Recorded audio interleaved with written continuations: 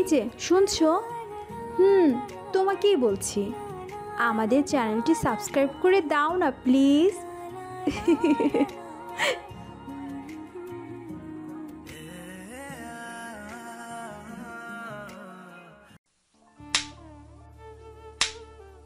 গরিবের বাচ্চা গরিব খ্যাত কোথাকার, তোর মতো অসভ্য ছেলেদের এইসব নামি দামি কলেজে কি কাজ?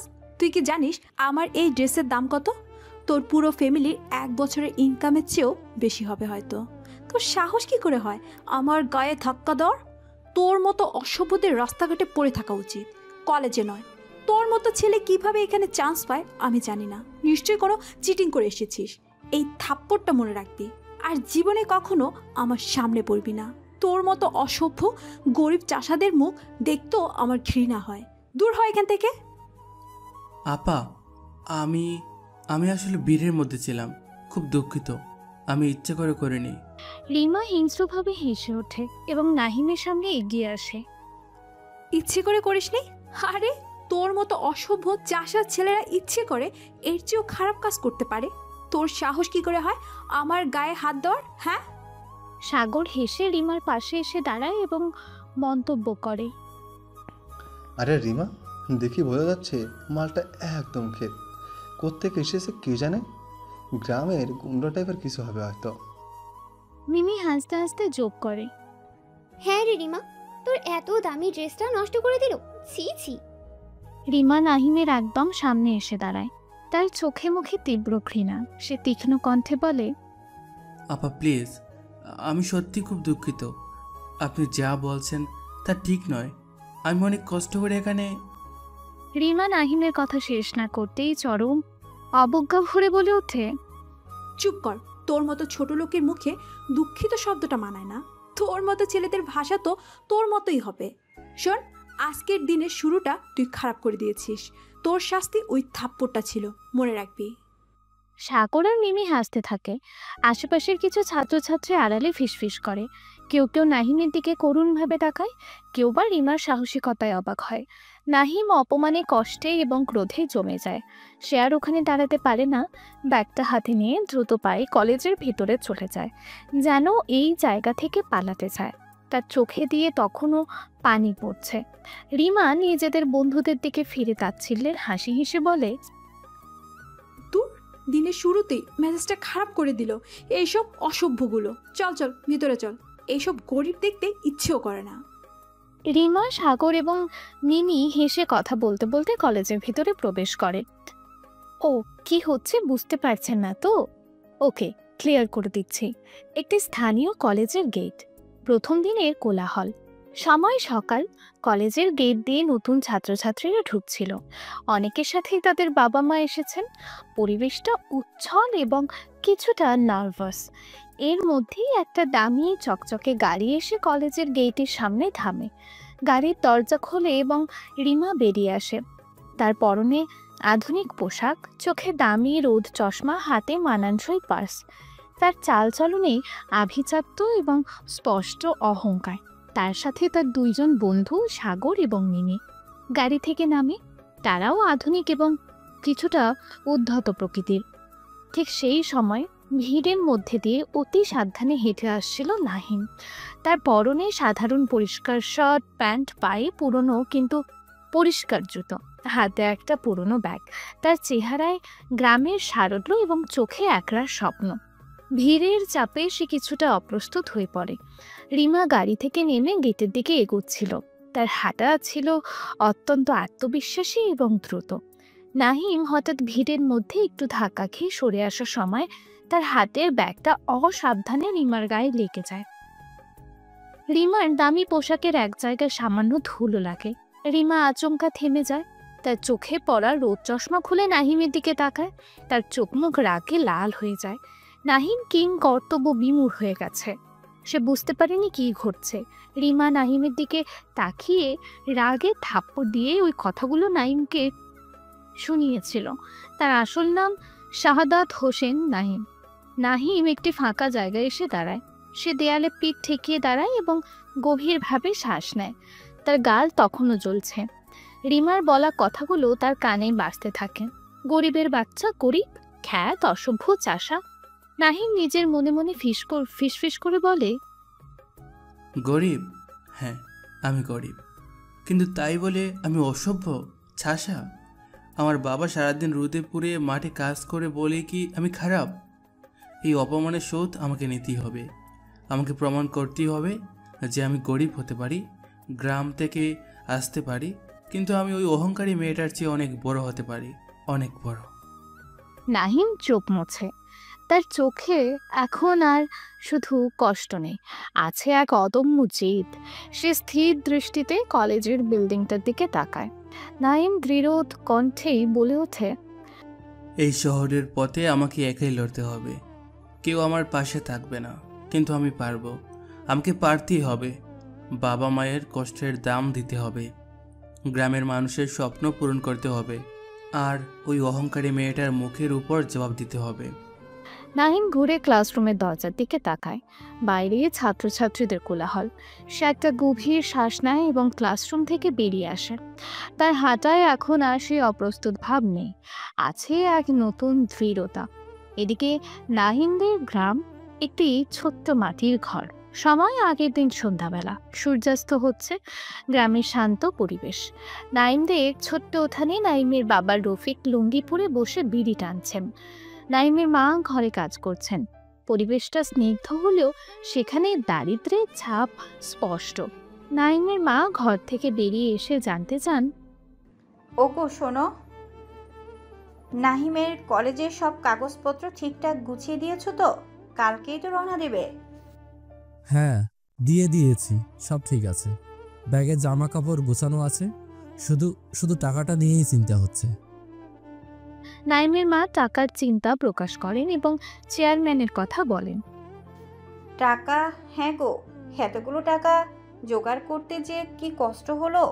জমিটা বন্ধক রাখতে হলো, যদি পরে শোধ দিতে না পারি। চেয়ারম্যান সাহেব তো আর ভালো মানুষ নন, সুদ দিতে দেরি হলেই চোখ রাঙাবে। রফিক বিড়ি নিভিয়ে বলেন, আর বলো না, চেয়ারম্যান আকমল চৌধুরী লোকটা ভালো না, গরিবের রক্ত চুষে খায়। কত লোকের জমি যে এভাবে কেড়ে নিয়েছে তার ইয়ত্তা নেই। আমারও চিন্তা হয়, কিন্তু কি করব বলো? নাহিম আমাদের একমাত্র ছেলে, ও যদি শহরে গিয়ে পড়াশোনা করে মানুষ হতে পারে তাহলেই আমাদের সব কষ্ট সার্থক। ওই তো আমাদের ভবিষ্যৎ। নাইমের মা সায় দেন এবং চেয়ারম্যানের খারাপ স্বভাবের কথা আবারও বলেন। তা ঠিক বলেছ, নাইম আমাদের গর্ব, গ্রামের সবাই ওকে ভালোবাসে। শুধু ওই চেয়ারম্যানটাই, ও কেন যে এত খারাপ, মানুষের জমি জমা কেড়ে নিয়ে কি পায় কে জানে।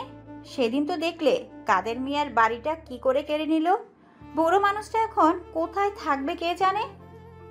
এই জন্যই তো নাহিমকে শহরে পাঠাতে চাই, যাতে ও মানুষ হয়ে এই সব অন্যায় অত্যাচার থেকে দূরে থাকতে পারে।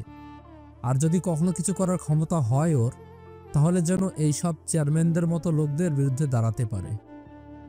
আল্লাহ ভরসা, ছেলের কপালে কি লেখা আছে জানি না, শুধু দোয়া করি ও যেন ভালো থাকে, পড়াশোনা শেষ করে মানুষ হয়ে ফেরে, আমাদের সব কষ্ট যেন বৃথা না যায়। রফিক এবং তার স্ত্রী তার নাইমের ভবিষ্যৎ এবং বন্ধক রাখা জমি নিয়ে চিন্তিত। চেয়ারম্যানের ছায়া তাদের সুখ কেটে নিতে পারে, এই ভয় তাদের মনে কাজ করছে। নাইমের মা কিছুক্ষণ চুপ থেকে জানতে চান, আচ্ছা, নাইমের হাতে বেশি টাকা দাওনি তো? শহর নাকি খুব খারাপ জায়গা, অসৎসঙ্গ। না না, চিন্তা করো না, আমি খুব হিসেব করে দিয়েছি। শুধু পথ খরচ আর প্রথম মাসের খরচটা যাতে চলে যায়, বাকিটা ওকে নিজেই কষ্ট করে চালিয়ে নিতে হবে। ও তো আর ছোট নয়। আর নাহিমকে আমি চিনি, ওর টাকার মর্ম বোঝে, আর ওর মাথায় পড়াশোনা ছাড়া ওর অন্য কিছু ঢুকবে না। সে তো ঠিক আছে, ছেলেটা পড়াশোনা ছাড়া কিছুই বুঝে না। শুধু একটাই ভয়, যদি টাকা জোগাড় করতে না পারে সময় মতো, চেয়ারম্যান যদি জমিটা কেড়ে নেয়, তাহলে তো আমাদের আর কিছুই থাকবে না। ওই চিন্তাটাই মাথার মধ্যে ঘুরছে, কিন্তু বিশ্বাস রাখো, নাহিম নিশ্চয় খুব তাড়াতাড়ি নিজের পায়ে দাঁড়াতে পারবে, আর আমরাও চেষ্টা করব। এদিকে কলেজের করিডোর, বিভিন্ন ক্লাসরুমের সামনে ভিড়। নাইম দ্রুত পায়ে করিডোর দিয়ে হেঁটে যাচ্ছে। তার গাল তখনও লাল হয়ে আছে। সে একটি ফাঁকা ক্লাসরুম খুঁজে তার ভিতরে প্রবেশ করে। ক্লাসরুমটি ফাঁকা, সে একটা বেঞ্চে গিয়ে বসে পড়ে। নাইম কষ্টমাখা মুখে নিজের গালে হাত দিয়ে ভাবে, থাপ্পড় মারলো সবার সামনে, শুধু আমি গরিব বলে, গ্রাম থেকে এসেছি বলে। সে দীর্ঘশ্বাস ফেলে, তার চোখ আবারও ভিজে আসে। সে ব্যাগ থেকে একটা পুরনো ডায়েরি বের করে। ডায়েরির প্রথম পাতায় তার বাবা মায়ের ছবি। ছবিটা দেখে সে শক্তি পায়। নাইম ডায়েরির ছবিতে হাত বুলিয়ে নিজের মনে মনে বলে, বাবা মা, তোমরা চিন্তা করো না, আমি হার মানব না। আজকের এই অপমান আমি কোনোদিনও ভুলবো না। ওই মেয়েটা রিমা, ও আমাকে চিনতে পারেনি, ও জানে না আমি কে। একদিন আমি প্রমাণ করব আমি শুধু গরিব কৃষকের ছেলে নই, আমি আরও অনেক কিছু। নাইম ডায়েরিটা বন্ধ করে। তার চোখে দৃঢ় সংকল্পের ঝলক। সে উঠে দাঁড়ায়। নাইম দৃঢ় কণ্ঠেই বলে ওঠে, এই শহরের পথে আমাকে একাই লড়তে হবে, কেউ আমার পাশে থাকবে না, কিন্তু আমি পারবো। আমাকে পারতেই হবে। বাবা মায়ের কষ্টের দাম দিতে হবে, গ্রামের মানুষের স্বপ্ন পূরণ করতে হবে, আর ওই অহংকারী মেয়েটার মুখের উপর জবাব দিতে হবে। নাইম ঘুরে ক্লাসরুমের দরজার দিকে তাকায়। বাইরে ছাত্রছাত্রীদের কোলাহল। সে একটা গভীর শ্বাস নেয় এবং ক্লাসরুম থেকে বেরিয়ে আসে। তার হাঁটায় এখন আর সেই অপ্রস্তুত ভাব নেই, আছে এক নতুন দৃঢ়তা। কলেজের ক্যান্টিন, ছাত্রছাত্রীদের জটলা লাঞ্চের সময় ক্যান্টিনটা খুব ব্যস্ত। ছাত্রছাত্রীরা খাওয়া দাওয়া করছে, আড্ডা দিচ্ছে। নাইম ক্যান্টিনের একপাশে চুপচাপ বসে আছে। তার সামনে শুধু একটা পানির বোতল। তার কাছে হয়তো ক্যান্টিনে খাওয়ার মতো পর্যাপ্ত টাকা নেই।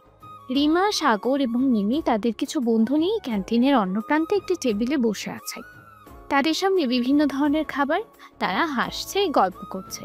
সাগর হেসে রিমার দিকে তাকিয়ে মন্তব্য করে, যাই বলিস রিমা, সকালে মালটাকে থাপ্পড়ে দারুণ কাজ করছিস, ওর মুখটা দেখার মতো হয়েছিল। মিমি যোগ করে, হ্যাঁ রে, ওই সব বস্তি ছেলেপুলেদের একটু শিক্ষা দেওয়া দরকার। ভাবে কি এরা নিজেদের? রিমা তাচ্ছিল্যের হাসি হেসে বলে, আরে দূর, এদের পাত্তা দিস কেন? ওরা তো ওই জঙ্গলের মধ্যেই থাকার যোগ্য, ভুল করে এই ভালো জায়গায় চলে এসেছে। যাকগে, বাদ দে, এদের কথা ভেবে মেজাজ খারাপ করার দরকার নেই। চল কিছু অর্ডার দিই। রিমা এবং তার বন্ধুরা হাসতে হাসতে খাবারের অর্ডার দেয়। রিমার চোখ হঠাৎ নাইমের ওপর পড়ে, যে একা একা কোণে বসে আছে। নাইমকে দেখে রিমার মুখে আবারও বিরক্তি ফুটে ওঠে। রিমা সাগর আর মিমির দিকে তাকিয়ে চাপা বিরক্তি নিয়ে বলে, দেখ দেখ, হয়েছে সেই খ্যাটটা একা একা বসে আছে, বোধহয় ক্যান্টিনে খাওয়ার টাকাও নেই। আমি তো আগে বলেছি, এসব গরিবের বাচ্চা এসব জায়গায় ফিট করে না। হায় রে, কি অবস্থা দেখি, ঘেন্না লাগছে। রিমা হঠাৎ কৌতুক করে নাইমের দিকে একটি কলার ঘুষা ছুঁড়ে মারে। সেটা গিয়ে নাইমের সামনে পড়ে। নাইম চমকে ওঠে। সে রিমার দিকে তাকায়। রিমা নাইমের দিকে তাকিয়ে জোরে হেসে বলে, এই যে তোর জন্য খাবার, নে খা, তোর তো পয়সা নেই জানি। ক্যান্টিনের কিছু ছাত্রছাত্রী রিমার এই কাজ দেখে হাসে। নাইমের মুখ লজ্জায় ও অপমানে লাল হয়ে যায়। সে চুপচাপ বসে থাকে, কোনো প্রতিক্রিয়া দেখায় না। নাইম মনে মনে কঠিন সংকল্প নিয়ে ভাবে, হাসো, যত খুশি হাসো। আজ আমাকে নিয়ে হাসছো, একদিন তোমরা আমার দিকে তাকিয়ে অবাক হয়ে যাবে। সেদিন আমার হাসিটা আরও চওড়া হবে। নাহিম আস্তে করে তার সামনে পড়ে থাকা কলার খোসাটা সরিয়ে দেয়। সে মাথা নিচু করে বসে থাকে যতক্ষণ না রিমা ও তার বন্ধুরা চলে যায়। কলেজের লাইব্রেরি, নীরব পরিবেশ। সময় বিকেলের পর। লাইব্রেরিতে ছাত্রছাত্রীরা পড়াশোনা করছে। পরিবেশটা শান্ত ও গম্ভীর। নাইম একটি টেবিলের কোণে বসে একাগ্রভাবে পড়াশোনা করছে। তার সামনে বেশ কয়েকটি বই খোলা। সে মনোযোগ দিয়ে নোট নিচ্ছে। তার চেহারায় ক্লান্তি থাকলেও পড়াশোনার প্রতি তার নিষ্ঠা স্পষ্ট। একসময় রিমা লাইব্রেরিতে আসে তার কিছু বই খুঁজতে। সে হয়তো কোনো রেফারেন্স বই খুঁজছে। তার সাথে মিমি বা অন্য কেউ নেই। রিমা লাইব্রেরির নিয়ম অনুযায়ী চুপচাপ হাঁটে, কিন্তু তার চোখে মুখে এক ধরনের উদাসীনতা। বই খুঁজতে খুঁজতে রিমার চোখ নাইমের ওপর পড়ে। নাইম তখন পড়াশোনায় ডুবে আছে। তার চেহারায় কোনো অবসাদ নেই, শুধু গভীর মনোযোগ। রিমার হয়তো মনে পড়ে সকালে সে নাইমের সাথে কি ব্যবহার করেছিল। তার মনে হয়তো এক মুহূর্তের জন্য সামান্য কৌতূহল চলে আসে যে এই ছেলেটা এত পরিশ্রম করে কেন। রিমা নাইমের দিকে তাকিয়ে মনে মনে তার ছেলের হাসি হেসে ভাবে, এই ছেলেটা দেখছি আসলে শুধু পড়াশোনা করে, সকালে অত কিছু বলার পরও যাকগে, কি লাভ, খ্যাত তো খ্যাতি থাকে, পড়াশোনা করে আর কি হবে, বাবার পয়সায় আরাম করে না, পরে এভাবে কষ্ট করার কি দরকার। রিমা নাইমের দিকে তাকিয়ে মনে মনে কথাগুলো ভাবে। সে নাইমকে দেখেও না দেখার ভান করে নিজের বই খোঁজার দিকে মনোযোগ দেয়। নাইম তোর উপস্থিতি টের পায় না। এভাবেই কিছুদিন কেটে যায়। একদিন কলেজের ক্লাসরুমের বিরতির পর, সময় দুপুরের আগে। শিক্ষক ক্লাস থেকে বেরিয়ে গেছেন। ছাত্রছাত্রীরা বিরতিতে গল্প করছে। নাইম একা এক কোণে বসে পরবর্তী ক্লাসের জন্য প্রস্তুতি নিচ্ছে। সে তার বইয়ের পাতা উল্টাচ্ছে। সাগর রিমার সাথে কথা বলতে বলতে নাইমের দিকে তাকিয়ে মন্তব্য করে, ওই দেখ রিমা, তোর সেই ফ্যান একা একা বসে আছে, বোধহয় তোর ভয়ে কারোর সাথে কথা বলতেও সাহস পায় না। মিমি যোগ করে, হ্যাঁ রে, কি ভিতরে বাবা, সেদিনের পর তো মুখই দেখায় না ঠিক করে। রিমা নাইমের দিকে তাকিয়ে অহংকারী হাসি হেসে বলে, ভীতু তো হবেই, ছোট লোকরা এমনই হয়। এদের সাহস শুধু নিজেদের বস্তিতেই চলে, বাহিরে বেরোলে লেজ গুটিয়ে নেয়। নাইম তাদের কথা শুনতে পায়। সে মুখ তুলে রিমার দিকে তাকায়। তার চোখে কোনো ভীতি নেই, শুধু চাপা কষ্ট আর জেদ। রিমার সাথে চোখাচোখি হয়। নাহিম কোনো কথা না বলে রিমার দিকে তাকিয়ে থাকে কিছুক্ষণ। নাইম তার কণ্ঠস্বরে দৃঢ়তা এনে রিমার দিকে তাকিয়ে জবাব দেয়, ভীতু নই। আমি কেন আপনাদের সাথে তর্ক করতে যাব? আপনাদের কথাগুলো আমার কাছে মূল্যহীন। আমার পরিচয় আমি নিজেই তৈরি করব, আপনাদের দয়ায় নয়। নাইমের এই অপ্রত্যাশিত জবাব শুনে রিমা, সাগর এবং রিমি অবাক হয়ে যায়। তাদের মুখের হাসি নিভে যায়। তারা আশা করেনি নাইম এভাবে জবাব দেবে। সাগর চাপা স্বরে রিমার দিকে তাকিয়ে মন্তব্য করে, কিরে রিমা, মালটা তো দেখছি। মিমি যোগ করে, হ্যাঁ রে, যা নয় তাই বলেছে, সাহস তো কম নয়। রিমার রাগ সামলে নিয়ে আগের চেয়েও বেশি তাচ্ছিল্য নিয়ে বলে, এই জন্যই তো বললাম, ওরা খ্যাত, কি বলতে হয় জানে না। দুদিন যাক, দেখবি ঠিক হবে। এখন নতুন এসেছে তো, তাই হয়তো একটু ভাব দেখাচ্ছে। চল এখান থেকে, এসব গরিবদের সাথে কথা বলতেও আমার রুচি হচ্ছে না। রিমা, সাগর এবং মিমি বিরক্তি নিয়ে নাইমের কাছ থেকে সরে যায়। নাইম আবারও একা হয়ে যায়, কিন্তু তার মনে এখন আত্মবিশ্বাসের বীজ বপন হয়েছে। সে বুঝতে পারে ভয় পেলে চলবে না, নিজেকেই নিজের সম্মান অর্জন করতে হবে। কলেজের প্রিন্সিপালের কক্ষ, সময় দুপুরের পর। প্রিন্সিপাল তার অফিসে বসে কাজ করছেন। এমন সময় নাইম তার ঘরে প্রবেশ করে। নাইমের চেহারায় কিছুটা উদ্বেগ। নাইম ভয় পেয়ে জানতে চায়, স্যার, ভেতরে আসতে পারি? হ্যাঁ এসো। কি নাম তোমার? ও, শাহাদাত হোসেন নাহিম। বসো। কি ব্যাপার, কিছু দরকার? জি স্যার, আমার কিছু আর্থিক সাহায্য দরকার ছিল। আমি সরকারি স্কলারশিপের জন্য আবেদন করতে চাই। আমার বাবার পক্ষে পড়াশোনার সব খরচ চালানো সম্ভব হচ্ছে না। প্রিন্সিপাল নাইমের কাগজের দিকে তাকিয়ে বলেন, হ্যাঁ, তোমার রেজাল্ট তো খুবই ভালো। তুমি তো গ্রামের সেরা ছাত্র, এটা খুব ভালো খবর। কিন্তু আর্থিক সাহায্য? কলেজে সরকারি স্কলারশিপের সুযোগ সীমিত। তাছাড়া আবেদন করার একটা নির্দিষ্ট সময় থাকে। তুমি কি সেই সময়ের মধ্যে আবেদন করেছিলে? না স্যার, আমি জানতাম না। আমি ভেবেছিলাম কলেজে এসে যোগাযোগ করলে হবে। ও নো, এটা তো মুশকিল হলো। সময় পার হয়ে গেছে। এখন এই সেমিস্টারে তোমার জন্য কিছু করা খুব কঠিন। পরের সেমিস্টারে চেষ্টা করতে পারো। নাইম তার কণ্ঠস্বরে আকুতি এনে অনুরোধ করে, স্যার প্লিজ কিছু একটা ব্যবস্থা করুন। আমার বাবা অনেক কষ্ট করে জমি বন্ধক রেখে আমাকে এখানে পাঠিয়েছেন। যদি আমি খরচ চালাতে না পারি তাহলে হয়তো আমার পড়াশোনা বন্ধ হয়ে যাবে। আমাদের জমিটাও চলে যাবে চেয়ারম্যানের কাছে। প্রিন্সিপাল চিন্তিত মুখে চেয়ারম্যানের কথা জানতে চান। জমি বন্ধক? গ্রামের চেয়ারম্যান? কোন চেয়ারম্যান? স্যার, আমাদের গ্রামের চেয়ারম্যান আকমল চৌধুরী। আকমল চৌধুরী? ও আচ্ছা, বুঝলাম।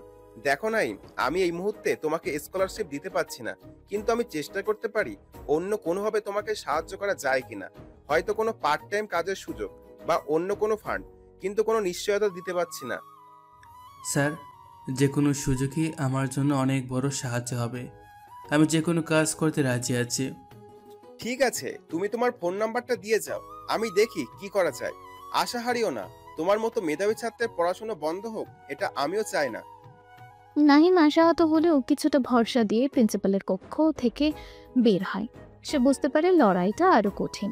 কলেজের খোলার মাঠের এক কোণ, সময় বিকেলবেলা কলেজের মাঠে ছাত্রছাত্রীরা খেলাধুলা করছে, আড্ডা দিচ্ছে। নাইম এক কোণে একটি গাছের নিচে বসে আছে। তার মুখে চিন্তার ছাপ। সে সম্ভবত তার বাবা মায়ের কথা এবং গ্রামের কথা ভাবছে। রিমা এবং তার বন্ধুরা মাঠের পাশ দিয়ে হেঁটে যাচ্ছিল। রিমার চোখ আবারও নাহিমের ওপর পড়ে। নাহিমেরকে একা বিষণ্ণ বসে থাকতে দেখেই রিমার মনে হঠাৎ কি বোঝা যায় না, হয়তো সে একটু কৌতূহলী হয়। মিমি রিমার দিকে তাকিয়ে জানতে চায়, এই রিমা, চল না আজ নতুন খোলা ক্যাফে শপে যাই, দারুণ ইন্টেরিয়র করেছে। রিমা নাহিমের দিকে তাকিয়ে থেকে উত্তর দেয়। তারপর তার মনে কিছু আসে। হ্যাঁ চল, দাঁড়া, তোরা যা, আমি আসছি একটু পরে, একটা জিনিস চেক করতে হবে। সাগর অবাক হয়ে জানতে চায়, কি চেক করবি? তোরা যা তো, বলছি তো আসছি।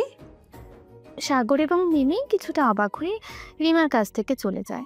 রিমা ধীরে ধীরে নাহিম যেদিকে বসে আছে সেদিকে হেঁটে যায়। নাহিম তখনও অন্যমনস্ক। রিমা নাহিমের সামনে এসে দাঁড়িয়ে জানতে চায়, কি ব্যাপার, একা একা বসে আছিস যে, মন খারাপ? নাহিম চমকে ওঠে। রিমাকে তার সামনে দেখে সে অবাক হয়। সে মনে করে রিমা আবারও তাকে অপমান করতে এসেছে। নাহিম সাবধানী সুরে জানতে চায়, আপনি এখানে কিছু দরকার ছিল? রিমা সামান্য তাচ্ছিল্যের সাথে উত্তর দেয়, দরকার থাকবে কেন, এমনি এলাম, ভাবলাম দেখি কি করিস একা একা বসে। তোর তো মনে হয় বন্ধুরা কেউ নেই, তাই না? আমার বন্ধুরা গ্রামে আছে, আর এখানে এখানে বন্ধু বানানোর মতো পরিস্থিতি এখনো হয়নি। পরিস্থিতি মানে কি? তুই কি সবাইকে ভয় পাস নাকি? ভয় পাই না, শুধু বুঝে গেছি এই শহরে আর এই কলেজে সবাই একরকম নয়। কিছু মানুষ শুধু বাইরেটা দেখে বিচার করে, ভেতরের খবর রাখে না। নাহিমের কথায় রিমা একটু থমকে যায়। সে বুঝতে পারে নাহিম তাকে ইঙ্গিত করছে, কিন্তু সে তার অহংকার ছাড়তে চায় না। রিমা হাসার চেষ্টা করে এবং তাচ্ছিল্য করে। ও, তুই তো দেখছি খুবই ফিলোসফি শিখে গেছিস। কে শেখালো? তোর গ্রামের প্রাইমারি স্কুলের হেডমাস্টার? আমার গ্রামের মানুষরাই আমাকে অনেক কিছু শিখিয়েছে, যেটা হয়তো শহরের বড় বড় বইতেও পাওয়া যায় না। সম্মান পেতে হলে আগে সম্মান দিতে শিখতে হয়। আই, তুই কি আমাকে জ্ঞান দিচ্ছিস? তোর সাহস কত বড় হয়েছে রে! সেই দিনের থাপ্পড়টা মনে নেই? মনে আছে, প্রতিটি মুহূর্ত মনে আছে, আর মনে আছে আপনার বলার প্রতিটি কথা। আমি জানি আপনি আমাকে কেন থাপ্পড় মেরেছিলেন, শুধু আমি গরিব বলে, আমার পোশাক ভালো ছিল না বলে, আমার বাড়ি গ্রামে বলে। হ্যাঁ, ঠিক করেছি। তোর মতো গরিব খ্যাতে ওটাই প্রাপ্য ছিল। তোর মতো ছেলেরা ভালো জায়গায় এসে শুধু পরিবেশ নষ্ট করে। নাহিম গভীর দৃষ্টিতে রিমার দিকে তাকিয়ে আত্মবিশ্বাসের সাথে বলে, আমি পরিবেশ নষ্ট করতে আসিনি, আমি প্রমাণ করতে এসেছি যে শুধু টাকা বা শহর থেকে এলেই মানুষ বড় হয় না। মানুষ তার কাজ দিয়ে, তার মেধা দিয়ে, তার সততা দিয়ে বড় হয়। আর একদিন আমি সেটা প্রমাণ করব, আপনাকেও দেখাবো। নাহিমের কথাগুলো রিমার মনে এক নতুন আঘাত হানে। সে নাহিমের চোখের দিকে তাকিয়ে তার ভেতরের আগুনটা দেখতে পায়। এই ছেলেটা সহজ নয়, এটা সে বুঝতে পারে। তার মনে এক ধরনের বিস্ময় জাগে, যা সে প্রকাশ করতে চায় না। রিমা না কুচু করে বলে, আমি এখন বিশ্বাস করি না টাকা আর ক্ষমতা থাকলে মানুষ বড় হয়। তোর মতো গরিবরা সারা জীবন গরিবই থেকে যায়, তুই দেখিস। দেখা যাক, সময় বলে দিবে কে ঠিক আর কে ভুল। আর হ্যাঁ, সেদিন আপনি নিজে এসে আমার সাথে কথা বলবেন, হয়তো তখন আপনার এই অহংকার আর থাকবে না। নাহিম উঠে দাঁড়ায়। রিমার দিকে একবার তাকিয়ে সে হেঁটে অন্যদিকে চলে যায়। রিমা সেখানেই দাঁড়িয়ে থাকে, নাইমের চলে যাওয়ার দিকে তাকিয়ে। তার মনেই নাইমের বলা কথাগুলো ঘুরপাক খায়। প্রথমবারের মতো নাইমকে তার যতটা ভেবেছিল তার চেয়ে বেশি শক্তিশালী মনে হয়। রাতের বেলা ঢাকা শহরের একটি পুরনো এবং ঘিঞ্জি মেস। নাইম একটা ছোট্ট ঘরে কয়েকজন ছেলের সাথে থাকে। ঘরের পরিবেশ খুব সাধারণ, হয়তো কিছুটা অপরিষ্কারও। নাইম বেঞ্চে বসে একটি টিউশনের খাতা দেখছে। সে এখন টিউশনি করে কিছু টাকা উপার্জন করছে। নাইম ক্লান্ত মুখে নিজের মনে মনে ভাবে, কত কষ্ট, গ্রামের বাবা মা কেমন আছে কে জানে। জমিটা বন্ধক আছে, সময় মতো টাকা না দিলে কি হবে। বাবা মা খুব চিন্তায় আছে নিশ্চয়ই। ওই চেয়ারম্যান লোকটা ভালো না, বাবার কষ্টার্জিত জমিটা যদি কেড়ে নেয়। আর এখানে এই শহরে এসো অপমান। রিমা ওর কথাগুলো ভুলার নয়। নাইমের চোখে পানি আসার উপক্রম হয়, কিন্তু সে নিজেকে সামলে নেয়। সে হাত দিয়ে চোখ মোছে। নাহিম দৃঢ় কণ্ঠে ফিসফিস করে বলে, না, কান্না নয়, দুর্বল হলে চলবে না। আমাকে শক্ত হতে হবে, অনেক শক্ত। বাবা মায়ের ত্যাগের কথা মনে রাখতে হবে, গ্রামের মানুষের স্বপ্ন মনে রাখতে হবে। এই কষ্ট, এই অপমান আমি সবটুকু শক্তিতে পরিণত করব। আমি বড় হবই, আমাকে পারতেই হবে, বাবা মায়ের জন্য, নিজের জন্য, আর আর যারা আমাকে ছোট করেছে তাদের ভুল প্রমাণ করার জন্য। নাইম খাতাটা বন্ধ করে। তার চোখে মুখে ক্লান্তি থাকলেও তার ভেতরের আগুনটা আরও তীব্র হয়েছে। সে বিছানায় শুয়ে পড়ে, কিন্তু তার চোখে ঘুম নেই। তার মনে শুধু ভবিষ্যৎ জয়ের নেশা। পরের দিন ক্লাসরুমে ক্লাস চলছে। শিক্ষক একটি জটিল গাণিতিক সমস্যা বোঝাচ্ছেন। অনেক ছাত্রছাত্রী বুঝতে পারছে না, তাদের মুখ বিভ্রান্তি। রিমা এবং তার বন্ধুরা একপাশে বসে নিজেদের মধ্যে ফিসফিস করছে। ক্লাসে মনোযোগ নেই। নাইম প্রথম সারিতে বসে মনোযোগ দিয়ে গুনছে এবং খাতায় নোট দিচ্ছে। শিক্ষক ক্লাসের দিকে তাকিয়ে প্রশ্ন করেন, কেউ বলতে পারবে এই সমস্যাটা কিভাবে সমাধান করা যায়?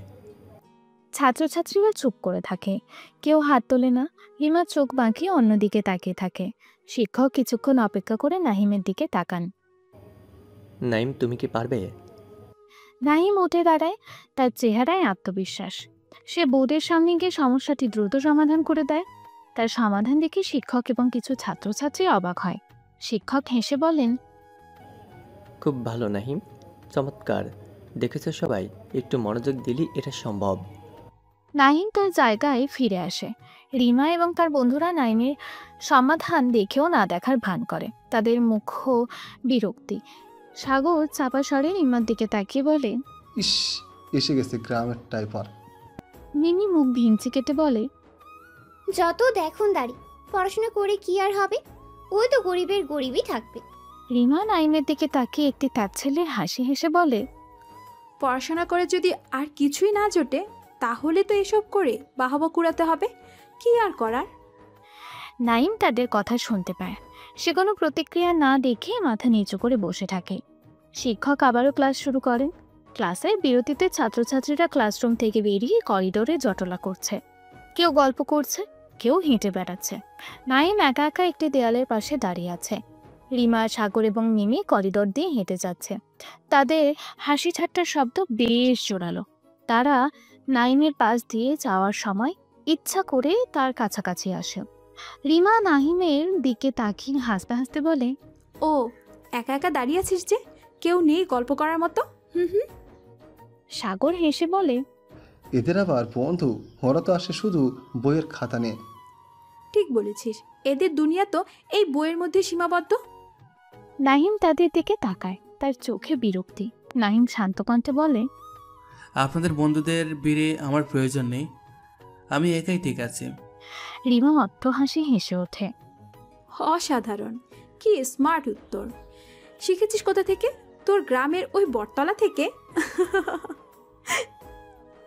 সাগর আর মিমি রিমার সাথে হাসতে থাকে। নাহিম তাদের হাসি উপেক্ষা করে বলে, আমার গ্রাম নিয়ে আপনাদের এত মাথা ব্যথা কেন বুঝতে পারি না। আপনাদের এই সব কথায় আমার কিছু যায় আসে না। রিমা হঠাৎ গম্ভীর হয়ে নাইমের দিকে এগিয়ে আসে। তার চোখে মুখে আগের চেয়েও বেশি অহংকার। যায় আসে না সত্যি? তোর কি মনে হয় তুই ওই কলেজে পড়াশোনা করলেই আমাদের সমান হয়ে যাবি? কখনোই না। তোর চাল চলন, তোর পোশাক, তোর ভাষা সব কিছুই চিৎকার করে বলছে তুই কোথাকার। আর এটা কখনোই বদলাবে না। তুই সারা জীবন আমাদের চেয়ে নিচেই থাকবি। নাইম রিমার কথাগুলো শুনে কষ্ট পায়, কিন্তু তার মুখ কঠিন হয়ে যায়। আমি জানি আমি কোথা থেকে এসেছি, আমি আমার পরিচয় নিয়ে গর্বিত। আর আপনাদের এই সব বাইরের জিনিস নিয়ে গর্ব করাটা অর্থহীন। কে বড় আর কে ছোট সেটা ভবিষ্যৎ বলবে। মিমি হেসে উঠে বলে, ভবিষ্যৎ? তোর ভবিষ্যৎ তো আমরা দেখতেই পাচ্ছি। ওই তো ওই গ্রামে ধুলো মাটিতেই তোর ভবিষ্যৎ। সাগর নাইমের পিছে আলতো করে ধাক্কা দিয়ে বলে, যা বাবা, গিয়ে পড়াশোনা কর, ওটাই তোর একমাত্র ভরসা। রিমা, সাগর এবং মিমি আবারও হাসতে হাসতে চলে যায়। নাইম সেখানে একা দাঁড়িয়ে থাকে। রিমার বলা কথাগুলো তার বুকের ভেতরে বিঁধে যায়। সারা জীবন আমাদের চেয়েও নিচেই থাকবি, এই কথাটা তার মনে গভীর ক্ষত তৈরি করে। লাঞ্চের সময় ক্যান্টিনে ছাত্রছাত্রীদের ভিড়। নাহিম একটি ছোট্ট টেবিলে একা বসে কিছু খাচ্ছে, সম্ভবত খুব সাধারণ খাবার। রিমা এবং তার বন্ধুরা ক্যান্টিনের সবচেয়ে ভালো টেবিলে বসে আছে। তাদের সামনে দামি খাবার ও পানীয়। তারা উচ্চ স্বরে গল্প করছে এবং হাসছে। মিমি হঠাৎ নাইমের দিকে তাকিয়ে রিমার দৃষ্টি আকর্ষণ করে। রিমা দেখ, তোর সেই ভক্ত একা একা খাচ্ছে, কি খাচ্ছে কে জানে। সাগর নাইমের দিকে তাকিয়ে মুখ বাঁকিয়ে বলে। মনে হয় শুধু ডাল ভাত। রিমা নাইমের দিকে তাকিয়ে তাচ্ছিল্য করে। কি এমন আর খাবে? এদের তো সাধ্য নেই ভালো কিছু খাওয়ার। আচ্ছা শোন, আমার খাবারটা একটু বেশি হয়েছে, ওকে দিয়ে দিব নাকি? দিয়ে দিবি কেন? ভিক্ষা দিবি নাকি? একরকম তাই, গরিবদের সাহায্য করাও তো ভালো কাজ, কি বলিস? যা তো সাগর, দিয়ে আয়, বলবি রিমা দিয়েছে। বেচারা হয়তো জীবনে এমন খাবার খায়নি। সাগর কিছুটা অনিচ্ছা সত্ত্বেও রিমার কাছ থেকে খাবারের প্লেটটি নেয়। সে নাইমের টেবিলের সামনে গিয়ে দাঁড়ায়। নাইম মাথা তুলে তাকায়। সাগর তাচ্ছিল্যের হাসি হেসে প্লেটটি নাইমের সামনে রাখে। নে, রিমা দিয়েছে তোর জন্য, খা। নাইম প্লেটের দিকে তাকায়, তারপর সাগরের মুখের দিকে। সে বুঝতে পারে এটা তার প্রতি করুণা নয়, এটা আরো বড় অপমান। তার চোখ কঠিন হয়ে আসে। নাইম শান্ত কিন্তু দৃঢ় কণ্ঠে বলে, ধন্যবাদ, কিন্তু আমার দরকার নেই। আমার যা আছে তাতেই আমি খুশি। কি বললি? ভালো খাবার কে না চায়? নে নে নে, কে নে? রিমা তোকে দয়া করে দিচ্ছে। দয়া নয়, আমি কারো দয়া বাঁচি না, নিজেরটা নিজে রোজগার করে খাই। আপনি যান এখান থেকে। কি স্পর্ধা, আমাদের দয়া দেখাচ্ছিস? জানিস আমরা কারা? নাইম চোখে চোখ রেখে বলে, জানি আপনারা অহংকারী, আপনারা মানুষকে ছোট করে আনন্দ পান। যান এখান থেকে।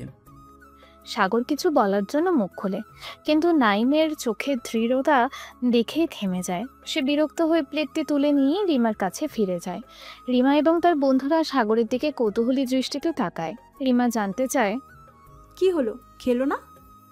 সাগর বিরক্ত মুখে প্লেটটি টেবিলে রাখে। খেলো না মানে? মালটা তো দারুণ দে তো। আমার প্লেটে নাকি ছোঁয়া যাবে না, নিজের রোজগার নাকি খায়। যত বড় মুখ নেই তত বড় কথা।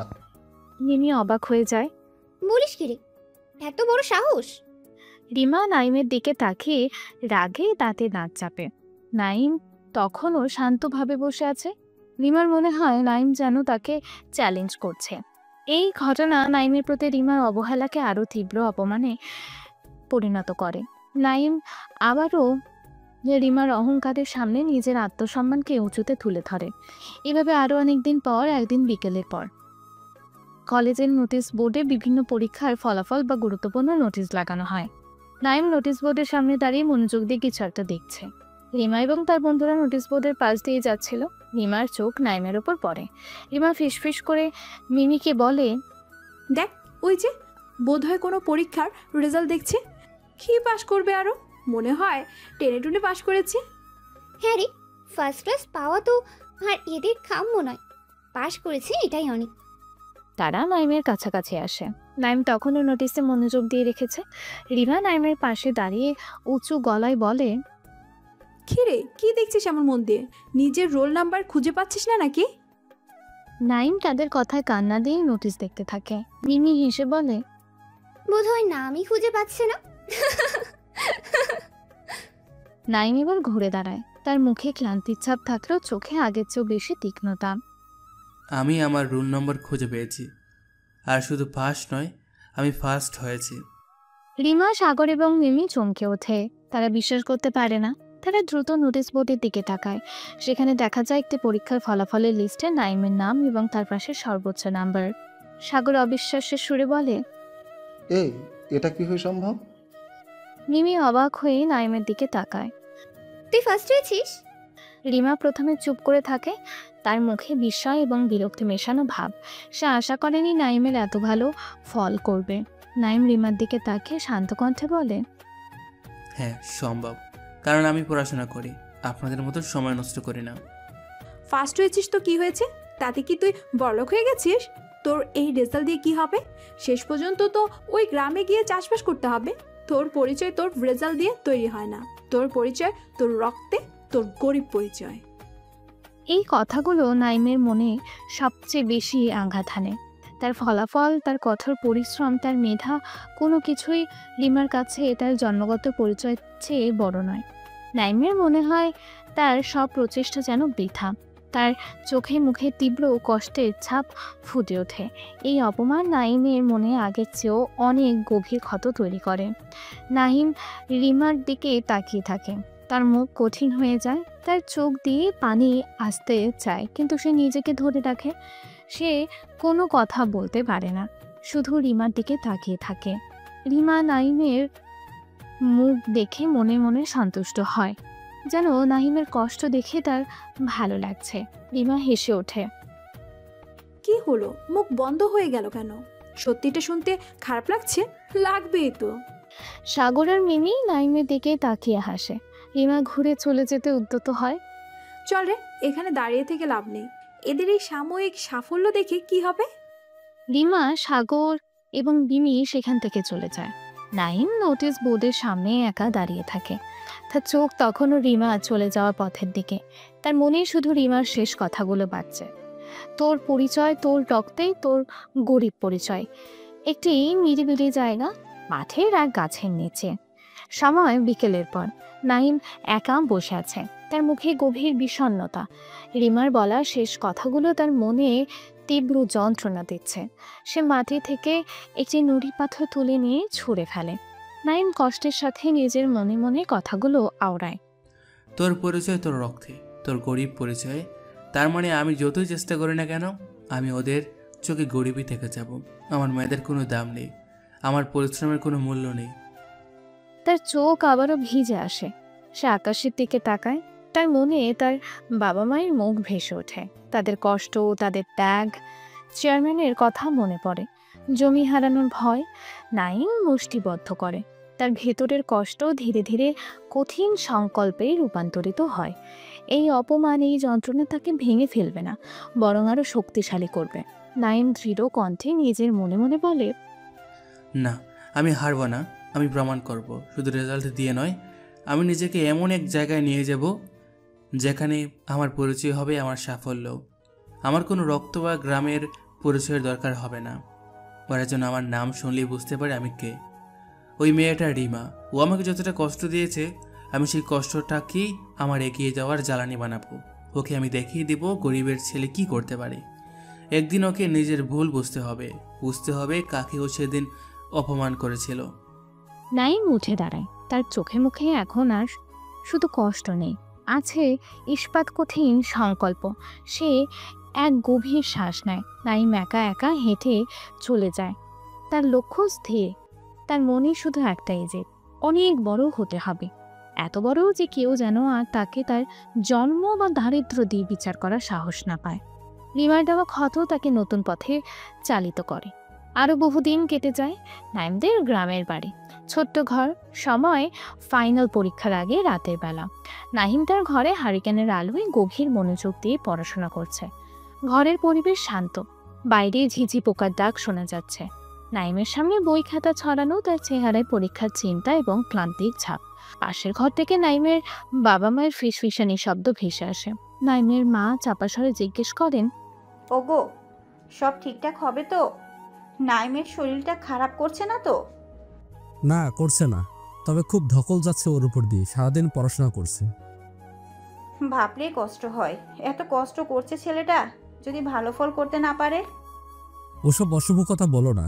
নাহিম আমাদের ভালো ছেলে, ও নিশ্চয়ই ভালো ফল করবে, আমাদের বিশ্বাস রাখতে হবে। কিন্তু আমার অন্য ভয়, ওই যে জমিটা বন্ধক রেখেছিলে চেয়ারম্যানের কাছে, যদি সময় মতো টাকা শোধ করতে না পারি। ওই চিন্তাটা আমারও হচ্ছে। চেয়ারম্যান আকমল চৌধুরী সুবিধার লোক নয়, লোকমুখে শুনেছি সে নাকি আজকাল খুব টাকার জন্য চাপ দিচ্ছে। যদি জমিটা কেড়ে নেয়, আমরা কোথায় দাঁড়াবো? এই ভিটাটুকু ছাড়া তো আমাদের আর কিছুই নেই। ছি, এমন করে বলো না। আমরা নাহিমের জন্য ত্যাগ স্বীকার করেছি, ও মানুষ হলে সব ঠিক হয়ে যাবে। এই জমি, এই ভিটা সব ওর জন্যই, আমরা ওর উপর সব ভরসা রেখেছি। নাইম পাশে ঘরে শুয়ে বাবা মায়ের কথাগুলো শুনতে পায়। তার মনটা ভারাক্রান্ত হয়ে যায়। সে বুঝতে পারে তার বাবা মা তার জন্য কতটা ঝুঁকি নিয়েছেন। তার পরীক্ষার ফলাফল শুধু তার একার ভবিষ্যৎ নয়, তার পরিবারের ভাগ্য এর উপর নির্ভর করছে। রিমার দেওয়া অপমান তার মনে আবারও জেগে ওঠে। নাইম মনে মনে প্রতিজ্ঞা করে, বাবা মা, তোমরা ভেবো না, আমি তোমাদের এই ত্যাগ বৃথা যেতে দেব না। আমি ভালো ফল করবই, শুধু ভালো ফল নয়, আমি অনেক বড় হব, এত বড় যে চেয়ারম্যান তো দূরে থাক, কেউ যেন আর তোমাদের দিকে চোখ তুলে তাকাতে না পারে। আর ওই রিমা, ওকে আমি প্রমাণ করে দেব। নাহিম উঠে বসে, তার চোখে মুখে নতুন করে জেদ জ্বলে ওঠে। সে আবারও পড়াশোনায় মন দেয়, তার পড়াশোনার তীব্রতা আগের চেয়ে আরও বেড়ে যায়। এভাবে মনে জেদ নিয়ে সে মনোযোগ দিয়ে পড়তে থাকে। আস্তে আস্তে পরীক্ষার দিন চলে আসে। পরীক্ষা শেষ হয়, 1 মাস পর রেজাল্টও চলে আসে। কলেজের করিডোর এবং নোটিশ বোর্ড, সময় ফাইনাল পরীক্ষার ফলাফল প্রকাশের দিন। সকাল, কলেজে করিডোরে ছাত্রছাত্রীদের ভিড়, সবার মুখে উদ্বেগ আর উত্তেজনা। নোটিশ বোর্ডের সামনে উপচে পড়া ভিড়, ছাত্রছাত্রীরা তাদের রোল নম্বর খুঁজছে। রিমা, সাগর এবং মিমি একপাশে দাঁড়িয়ে আছে, তাদের মুখেও কিছুটা উত্তেজনা। সাগর ভিড়ের দিকে তাকিয়ে বলে, কি রে, কি ভিড় রে বাবা, রেজাল্ট দেখলেই মাথা খারাপ হয়ে যায় সবার। মিমি হেসে রিমার দিকে তাকিয়ে বলে, তোর তো টেনশন নেই রিমা, তুই তো ফার্স্ট হবি জানিস। হ্যাঁ, আমার রেজাল্ট নিয়ে চিন্তা নেই, আমি জানি আমি কেমন করেছি। তবে তবে কি? রিমা নাইম যেদিকে আছে সেদিকে একবার তাকিয়ে চাপা স্বরে বলে, দেখি ওই নাহিম কি করে। সারাদিন বইয়ে মুখ বুঝতে থাকতো, নিশ্চয়ই খুব ভালো রেজাল্ট করবে ভেবে বসে আছে। ও, ওই খ্যাতটা, ওর রেজাল্টে কি হবে? টেনে টুনে পাশ করলেই তো ওর ভাগ্য খুলে যাবে। নাহিম ভিড়ের মধ্যে দাঁড়িয়ে আছে, তার হার্টবিট একটু দ্রুত হচ্ছে। সে তার নামের পাশে তার কাঙ্ক্ষিত ফল দেখার জন্য অধীর আগ্রহে অপেক্ষা করছে। তার মনে বাবা মায়ের কথা ঘুরছে। একসময় নোটিশ বোর্ডের সামনে উত্তেজনা আরও বাড়ে, কেউ কেউ চিৎকার করে ওঠে আনন্দে, কেউ কেউ হতাশ হয়। ভিড় একটু হালকা হলে নাইম সামনে এগিয়ে যায়। সে তার রোল নাম্বার খুঁজে বের করে। নাহিম তার রেজাল্ট দেখে স্তম্ভিত হয়ে যায়। তার নামের পাশে জলজল করছে ফার্স্ট ক্লাস ফার্স্ট। সে কলেজে প্রথম স্থান অধিকার করেছে। তার চোখ দিয়ে পানি গড়িয়ে পড়ে। এটা আনন্দের পানি, আর বাবা মায়ের ত্যাগের প্রতি সম্মান জানাতে পারার তৃপ্তি।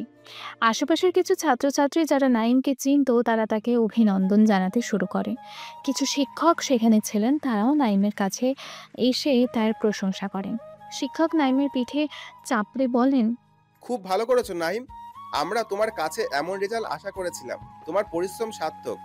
এই সময় রিমা, সাগর এবং মিমি নাইমের দিকে তাকিয়েছিল। নাইমের প্রথম হওয়ার খবর শুনে তারা সবাই স্তব্ধ হয়ে যায়। বিশেষ করে রিমা যেন নিজের কানকে বিশ্বাস করতেই পারছিল না। তার মুখে হাসি মুছে যায়, বদলে আসে তীব্র ঈর্ষা আর বিরক্তি। সাগর ফিসফিস করে রিমার দিকে তাকিয়ে বলে, রিমা, এ কি করে হলো? নাহিম নাহিম ফার্স্ট হয়েছে? অসম্ভব, ওই গরিব খ্যাটটা আমাদের চেয়ে ভালো রেজাল্ট করেছে। রিমা নাইমের দিকে তাকিয়ে থাকে। নাইম তখন অন্যদের অভিনন্দন গ্রহণ করছে। নাইমের মুখে সাফল্যের উজ্জ্বল আলো, যা রিমার কাছে অস্বচ্ছ মনে হয়। রিমা দাঁতে দাঁত চেপে বলে, চিটিং করেছে, নিশ্চয়ই চিটিং করেছে। ওর পক্ষে তো এত ভালো রেজাল্ট করা সম্ভব নয়। সাগর আর মিমি চুপ করে থাকে। তারা জানে রিমা ঈর্ষা থেকে এসব বলছে। কিছুক্ষণ পর কলেজের মাঠে নাইম একা একা হেঁটে বেড়াচ্ছে। তার মনে আনন্দ আর তৃপ্তি, তার পরিশ্রম সফল হয়েছে। সে বাবা মাকে এই খবরটা দেওয়ার জন্য উদ্গ্রীব। হঠাৎ রিমা, সাগর এবং মিমি নাইমের সামনে এসে দাঁড়ায়। রিমার মুখে তখনও ঈর্ষা স্পষ্ট। রিমা ব্যঙ্গের সুরে বলে, কি রে, খুব তো খুশি, ফার্স্ট হয়েছিস? হ্যাঁ হয়েছি, আপনাদের শুভকামনার জন্য ধন্যবাদ। শুভকামনা। আরে বাবা, আমরা তো অবাক হয়ে গেছি, তুই কিভাবে ফার্স্ট হলি? কোনো স্পেশাল টিপস ছিল নাকি? মিমি টিপ্পনি কাটে বলে, হ্যাঁ রে, শুনি তোর গ্রামের স্কুলেই নাকি খুব ভালো শেখায়, তাই বুঝি এত ভালো রেজাল্ট। রিমা নাইমের কাছে এগিয়ে এসে তীক্ষ্ণ দৃষ্টিতে তাকিয়ে বলে, শোন নাহিম, ফার্স্ট হয়েছিস, বেশ করেছিস, কিন্তু এটা মনে রাখিস, শুধু রেজাল্ট ভালো হলে সব হয় না। তোর এই রেজাল্ট তোর জন্ম পরিচয়কে বদলাতে পারবে না। তুই গরিব ছিলি, গরিবই আছিস, আর গরিবই থাকবি। তোর এই রেজাল্ট দিয়ে বড়জোর হয়তো একটা সস্তা চাকরি পাবি, কিন্তু আমাদের মতো জীবন তুই কোনো দিনও পাবি না, এটা মনে রাখিস। নাইম রিমার কথাগুলো শুনে আবারও আহত হয়। তার সাফল্য রিমার অহংকার ভাঙতে পারেনি।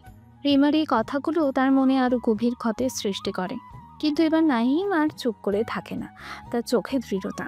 নাইম রিমার চোখে চোখ রেখে বলে, আপনারা ঠিকই বলেছেন রিমা, আমার রেজাল্ট হয়তো আমার জন্ম পরিচয় বলাতে পারবে না, কিন্তু আমার রেজাল্ট আমার পথ খুলে দেবে।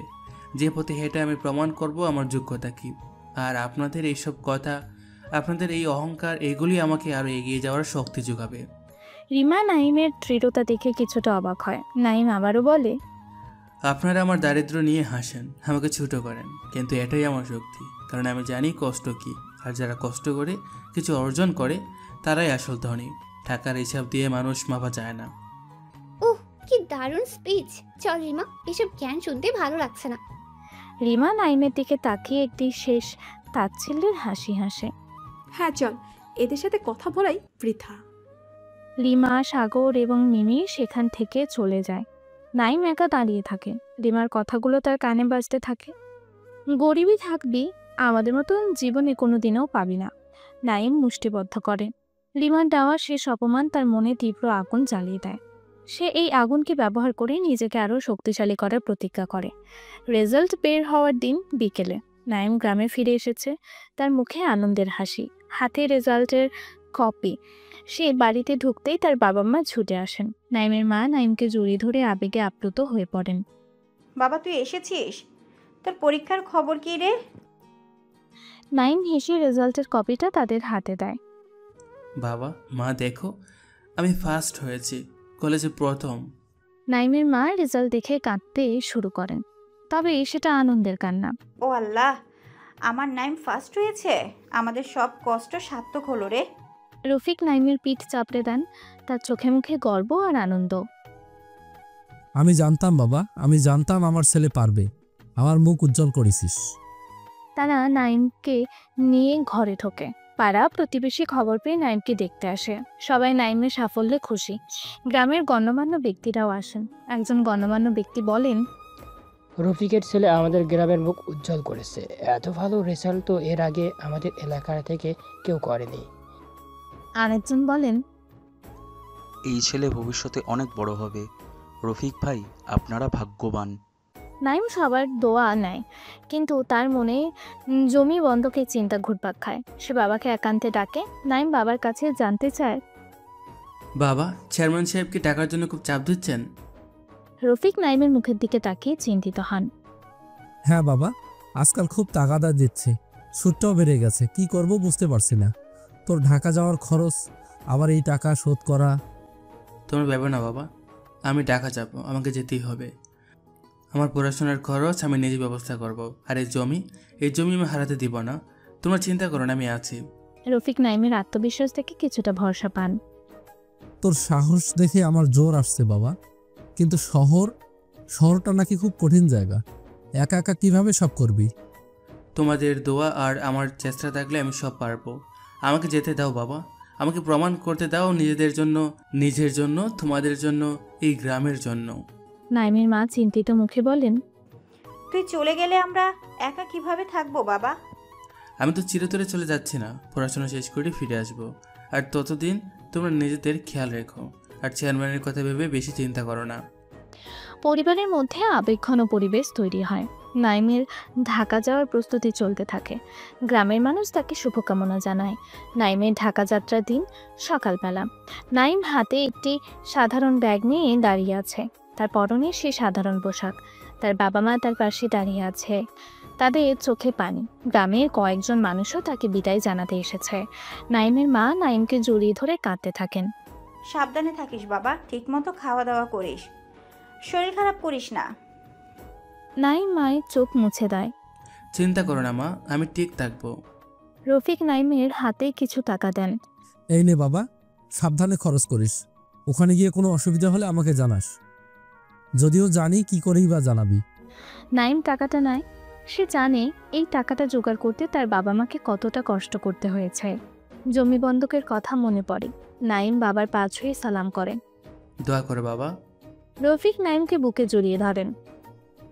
আমার সব দোয়া তোর সাথে আছে বাবা, মানুষ হয়ে ফিরিস। নাইম গ্রামের দিকে একবার তাকায়। তার পরিচিত পথঘাট, গাছপালা, তার ভিটা সব কিছুকে সে মনে গেঁথে নেয়। রিমার কথা মনে পড়ে, তার দেওয়া শেষ অপমান। নাইম এক গভীর শ্বাস নেয়। তার চোখে মুখে দৃঢ় সংকল্প। সে বাবা মা এবং গ্রামের মানুষকে বিদায় জানিয়ে হাঁটা শুরু করে। তার গন্তব্য ঢাকা, এক অনিশ্চিত ভবিষ্যৎ। নাইম তার প্রিয় গ্রাম, তার পরিবার, তার পরিচিত পরিবেশ ছেড়ে এক নতুন জীবনের সন্ধানে যাত্রা শুরু করে। তার মনে বাবা মায়ের দেওয়া ত্যাগের ঋণ, গ্রামের মানুষের আশা আর রিমার দেওয়া অপমানের ক্ষত। এই ক্ষতগুলো তাকে প্রতি মুহূর্তে মনে করিয়ে দেবে তার লক্ষ্য কী। নাইম জানে পথটা সহজ হবে না, কিন্তু সে প্রস্তুত। এই শহর তাকে কঠিন পরীক্ষার মুখে ফেলবে, কিন্তু নাহিম দৃঢ় প্রতিজ্ঞ নিজেকে প্রমাণ করার জন্য। তার নতুন সংগ্রাম শুরু হলো। স্থান ঢাকা শহরের রেলওয়ে স্টেশন। নাহিম ব্যাগ হাতে বিশাল জনবহুল ঢাকা শহরের রেলওয়ে স্টেশনে নেমেছে। চারপাশে কোলাহল, মানুষের ভিড়, গাড়ির আওয়াজ, সব কিছু তার কাছে অচেনা এবং ওভারওয়েলমিং মনে হয়। তার চেহারায় রাজ্যের বিস্ময় এবং সামান্য ভয়। গ্রামের শান্ত পরিবেশ থেকে এসে এই ব্যস্ত শহরে সে নিজেকে খুব ক্ষুদ্র মনে করে। নাইম কিছুক্ষণ দাঁড়িয়ে চারপাশটা দেখে। সবাই ব্যস্ত, দ্রুত গতিতে চলছে, কেউ কারো দিকে তাকাচ্ছে না। এই শহরের অপরিচিত মুখগুলো দেখে তার একাকিত্ব আরও বেড়ে যায়। নাইম দীর্ঘশ্বাস ফেলে। তার মনে বাবা মায়ের মুখ ভেসে ওঠে, তাদের বিদায়বেলার চোখের পানি মনে পড়ে, রিমার দেওয়া অপমান মনে আসে। এই শহরের কঠিন মাটিতে তাকে একাই দাঁড়াতে হবে। নাইম ব্যাগটা কাঁধে তুলে নিয়ে হাঁটা শুরু করে। কোথায় যাবে, কি করবে কিছুই জানে না। পকেটে যে কটা টাকা আছে তা খুব সীমিত। ঢাকা শহরের বিভিন্ন রাস্তাঘাট এবং একটি সস্তা মেস। কয়েকদিন পর নাইম ঢাকা শহরে থাকার জন্য একটি সস্তা মেস খুঁজে পেয়েছে। ঘরটা খুব ছোট, গাদাগাদি করে থাকতে হয় কয়েকজন একসাথে। পরিবেশ খুব একটা ভালো নয়। নাইম তার নির্দিষ্ট বেডটিতে বসে আছে, তার চেহারায় ক্লান্তি এবং হতাশা। মেসের ম্যানেজারে নাইমের কাছে আসেন। মেসের ম্যানেজার শুকনো মুখে বলেন, এই যে নতুন ছেলে, মেসের ভাড়াটা কবে দিবি বললি? জি আঙ্কেল, আমি একটা কাজের চেষ্টা করছি, পেয়ে গেলেই ভাড়া দিয়ে দেব। কাজের চেষ্টা করছিস? কাজ না পেলে কি আমি বসে থাকবো নাকি? এটা ধর্মশালা নয় যে ফ্রিতে থাকতে দেব। কালকের মধ্যে কিছু টাকা না দিলে কিন্তু থাকতে পারবি না। জি আঙ্কেল, আমি চেষ্টা করছি। ম্যানেজার চলে যান। নাইম হতাশ হয়ে বসে থাকে। টাকা জোগাড় করাতে তার ভাবনার চেয়ে অনেক কঠিন হয়ে পড়েছে। কিছুদিন পর নাইমকে বিভিন্ন জায়গায় কাজ খুঁজতে দেখা যাচ্ছে। কোনো দোকানে গেলে তাকে ফিরিয়ে দেওয়া হচ্ছে, কোনো অফিসে গেলে অভিজ্ঞতা না থাকায় কাজ পাচ্ছে না, কোথাও গেলে কম টাকা বা দীর্ঘ সময় কাজ করার কথা বলছে। প্রতিবার প্রত্যাখ্যাত হয়ে নাইম আরও বেশি হতাশ হচ্ছে। ঢাকা শহরের একটি ছোট্ট চায়ের দোকান। রাতের বেলা নাইম একটি ছোট্ট চায়ের দোকানে কাজ নিয়েছে। সারাদিন কলেজের ক্লাস করে রাতে এখানে কাজ করে। সে ক্লান্ত শরীরেই ক্লাসমেটদের চা দিচ্ছে, টেবিল পরিষ্কার করছে, তার হাতে পায়ে কালি লেগে আছে। দোকানের মালিক নাইমের দিকে তাকিয়ে বলে, কি রে নতুন ছেলে, এত মনমরা কেন?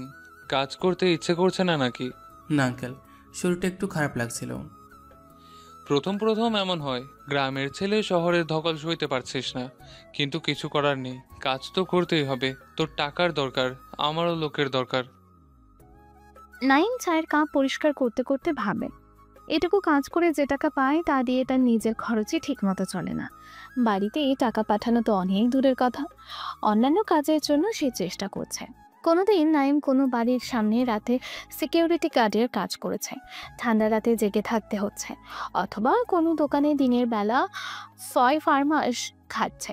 এই দৃশ্যগুলোতে নাইমের কঠোর পরিশ্রম এবং নীরব সংগ্রাম ফুটে ওঠে। তার মুখে ক্লান্তির ছাপ স্পষ্ট, কিন্তু চোখে দৃঢ় সংকল্প।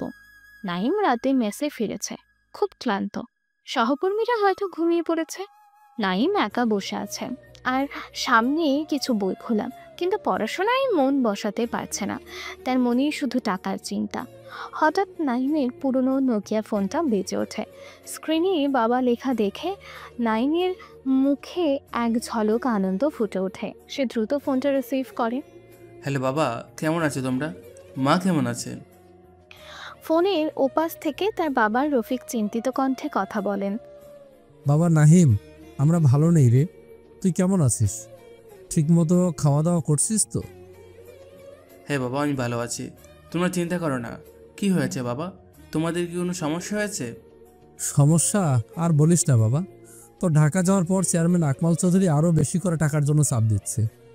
সময় মতো সুদের টাকা দিতে পারেনি, এখন আসল টাকার জন্য খুব তাগাদা দিচ্ছে। বলছে যদি আর কিছুদিন দেরি হয় তাহলে নাকি জমিটা আমাদের হাতছাড়া হয়ে যাবে। নাইমের বুকের ভেতরটা ধুক করে ওঠে। জমি হারানোর ভয়ে তার শরীর ঠান্ডা হয়ে আসে। জমি জমি হাতছাড়া হয়ে যাবে? বাবা কি বলছে এসব? তুমি চেয়ারম্যান সাহেবকে একটু সময় যেতে বলো। আমার পরীক্ষাটা শেষ হোক, আমি কিছু টাকার ব্যবস্থা করার চেষ্টা করছি। সময় আর দেবে বলে মনে হয় না বাবা। লোকটা ভালো নয়, মুখের উপর বলে দিয়েছে টাকা না পেলে এই মাসের মধ্যে জমি তার দখলে চলে যাবে। তোর মা খুব ভেঙে পড়েছে রে বাবা, কি যে করি। বাবার অসহায়ত্ব নাইমকে ভীষণভাবে নাড়া দেয়। সে বুঝতে পারে পরিস্থিতি কতটা গুরুতর। তার মনে রাগ, কষ্ট আর অসহায়ত্ব দানা বাঁধে। বাবা, তোমরা চিন্তা করো না, আমি কিছু একটা ব্যবস্থা করবই। তুমি মাকে বোঝাও, আমি ফোন রাখছি বাবা। নাহিম ফোনটা কেটে দেয়। তার হাত কাঁপছে, তার চোখে পানি এসে যায়। জমি হারানোর ভয় আর বাবা মায়ের কষ্টও তার মনে তীব্র আঘাত হানে। রিমার কথা মনে পড়ে। তোর পরিচয়, তোর রক্তে তোর গরিব পরিচয়। তুই সারা জীবন গরিবই থাকবি। নাইম বিছানায় বসে থাকে, তার চেহারায় চরম উদ্বেগ আর হতাশা। সে বুঝতে পারে তার বর্তমান উপার্জন দিয়ে এই পরিস্থিতি সামাল দেওয়া অসম্ভব। শুধুমাত্র পড়াশোনা করে বড় চাকরি পেতে অনেক সময় লাগবে, কিন্তু তাদের হাতে সেই সময় নেই। জমিটা যে কোনো মুহূর্তে হাতছাড়া হয়ে যেতে পারে। নাইম হতাশ কণ্ঠে নিজের মনে মনে বলে, জমিটা চলে যাবে, আমার বাবা মায়ের শেষ সম্বল। আমার জন্য এত কষ্ট করছে ওরা, আর আমি এখানে আমি কিছুই করতে পারছি না। নাইম মাথা নিচু করে বসে থাকে। কিছুক্ষণ পর তার চেহারায় হতাশার বদলে কঠিন সংকল্প ফুটে ওঠে। শুধু পড়াশোনা বা ছোটোখাটো কাজ করে পরিস্থিতি বদলানো সম্ভব নয়, তাকে আরও বড় কিছু করতে হবে, দ্রুত কিছু করতে হবে। নাহিম দৃঢ় কণ্ঠে বলে ওঠে, না, আমি হার মানব না। জমিটা আমি হারাতে দেব না। চেয়ারম্যানকে ওর প্রাপ্য বুঝে নিতে দেব না। রিমার কথা সত্যি হতে দেব না। আমাকে বড় হতে হবে, অনেক দ্রুত বড় হতে হবে। শুধু পড়াশোনা নয়, আমাকে অন্য কিছু ভাবতে হবে, এমন কিছু যা দিয়ে আমি অল্প সময়ে অনেক দূর যেতে পারি। নাহিম বিছানা থেকে ওঠে, ঘরের আলো নিভিয়ে দেয়। বাইরে থাকা শহরের আলোও ঝলমল করছে। নাইম জানালা দিয়ে বাইরে তাকিয়ে থাকে। শহরের এই কর্মচঞ্চল পরিবেশ তাকে নতুন কিছু করার প্রেরণা যোগায়। সে বিভিন্ন ধরনের ব্যবসার কথা ভাবতে শুরু করে। হয়তো ছোট পরিসরে কিছু শুরু করা যায়। তার পরিশ্রম আর মেধা দিয়ে হয়তো সে নতুন পথ খুঁজে পাবে। নাইম বুঝতে পারে তার লড়াইটা এখন সময়ের সাথেও বাবার জমি বাঁচানোর জন্য, পরিবারের মুখে হাসি ফোটানোর জন্য এবং নিজের আত্মসম্মান ফিরে পাওয়ার জন্য তাকে প্রচলিত পথের বাইরে গিয়ে কিছু ভাবতে হবে। তার মনেই ছোট ছোট ব্যবসার নানা আইডিয়া ঘুরপাক খেতে থাকে। এই বিশাল শহর তাকে অসহায় করলেও এখানেই হয়তো তার সাফল্যের বীজ লুকিয়ে আছে। নাহিম তার অদম্য লড়াইয়ের এক নতুন অধ্যায় শুরু করার জন্য প্রস্তুত হয়। স্থান ঢাকা শহরের একটি ব্যস্ত ফুটপাত। সময় নাইমের ঢাকায় আসার কয়েক মাস পর। দিনের বেলা নাইম ফুটপাতে কিছু পণ্য, বই, ছোটখাটো ইলেকট্রনিক জিনিস বা অন্য কিছু যা সে সহজে সংগ্রহ করতে পেরেছে নিয়ে বসেছে। তার পুঁজি খুবই সামান্য। পাশেই আরও অনেক ছোট দোকানদার, প্রতিযোগিতা তীব্র। নাইম ক্রেতাদের আকর্ষণ করার চেষ্টা করছে, কিন্তু কাজটা সহজ নয়। একজন পোটেনশিয়াল ক্রেতা নাহিমের স্টলের সামনে এসে দাঁড়ায়। এই জিনিসটার দাম কত? আঙ্কেল, এটার দাম মাত্র 300 টাকা। এত বেশি? পাশের দোকানে তো আরো কমে দিচ্ছে। আঙ্কেল, আমারটা ভালো মানের, আপনি দেখে যাচাই করে নিতে পারেন। ক্রেতা আগ্রহ না দেখিয়ে চলে যায়। নাহিম হতাশ হয়। পাশ থেকে একজন পুরনো দোকানদার নাহিমের দিকে তাকিয়ে বলে, শোনো ছোকরা, এই শহরে টিকে থাকতে হলে শুধু ভালো পণ্য আর সততা থাকলেই হয় না, কম দামে বেচতে হয়, আর সুযোগ পেলে একটু বেশি নিতেও জানতে হয়। তুমি একদম নতুন মনে হচ্ছে। আমি নতুন আঙ্কেল, কিন্তু আমি সৎভাবে ব্যবসা করতে চাই। সৎভাবে এই শহরে? তাহলে মনে হয় বেশি দিন টিকতে পারবে না। এটা খুব কঠিন জায়গা। নাইম দোকানদারের কথা শোনে, কিন্তু তার দৃঢ় সংকল্প আরও বাড়ে। তাকে সৎ থেকেই সফল হতে হবে। সে আবারও মনোযোগ দেয় তার পণ্যের দিকে। পরবর্তী 1-2 বছর পর সময় দ্রুত অতিক্রান্ত হচ্ছে। নাহিমের ব্যবসার উত্থানকে ফুটিয়ে উঠেছে ধীরে ধীরে। নাহিম এখন আর ফুটপাতে নেই। সে ছোট্ট একটি দোকান ভাড়া নিয়েছে। ক্রেতাদের সাথে হাসি মুখে কথা বলছে, ভালো ব্যবহার করছে। তার সততা আর ব্যবহারের সুনাম ছড়িয়ে পড়েছে। নাইম রাতে পড়াশোনার পাশাপাশি ব্যবসার হিসাব রাখছে। নতুন নতুন আইডিয়া বের করার চেষ্টা করছে। হয়তো কোনো পণ্যের চাহিদা দেখে সেটি স্টক করছে। নাহিম এখন আরও বড় একটি অফিস নিয়েছে। তার সাথে আরও 1-2জন লোক কাজ করছে। সে এখন পাইকারি ব্যবসার সাথেও জড়িত। তার মুখে ক্লান্তি থাকলেও সাফল্যের ঝলক দেখা যাচ্ছে। 4 নম্বর, নাহিম নতুন কোনো সার্ভিস চালু করেছে যা বাজারে নতুন। তার ব্যবসার প্রসার হচ্ছে দ্রুত। সে নতুন চ্যালেঞ্জ মোকাবেলা করছে এবং সফল হচ্ছে। ব্যাংকের সাথে লেনদেন শুরু হয়েছে। এগুলোতে নাহিম কঠোর পরিশ্রম, বুদ্ধিমত্তা, ঝুঁকি নেওয়ার ক্ষমতা রাখে এবং সততাকে।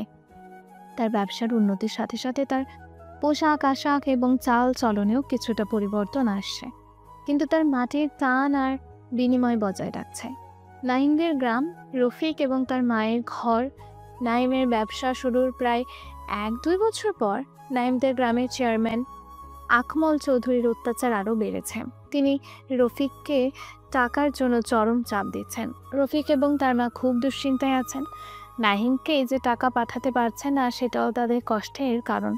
চেয়ারম্যান কয়েকজন লোক নিয়ে রফিকের বাড়িতে আসে। তার মুখে হিংস্র ভাব।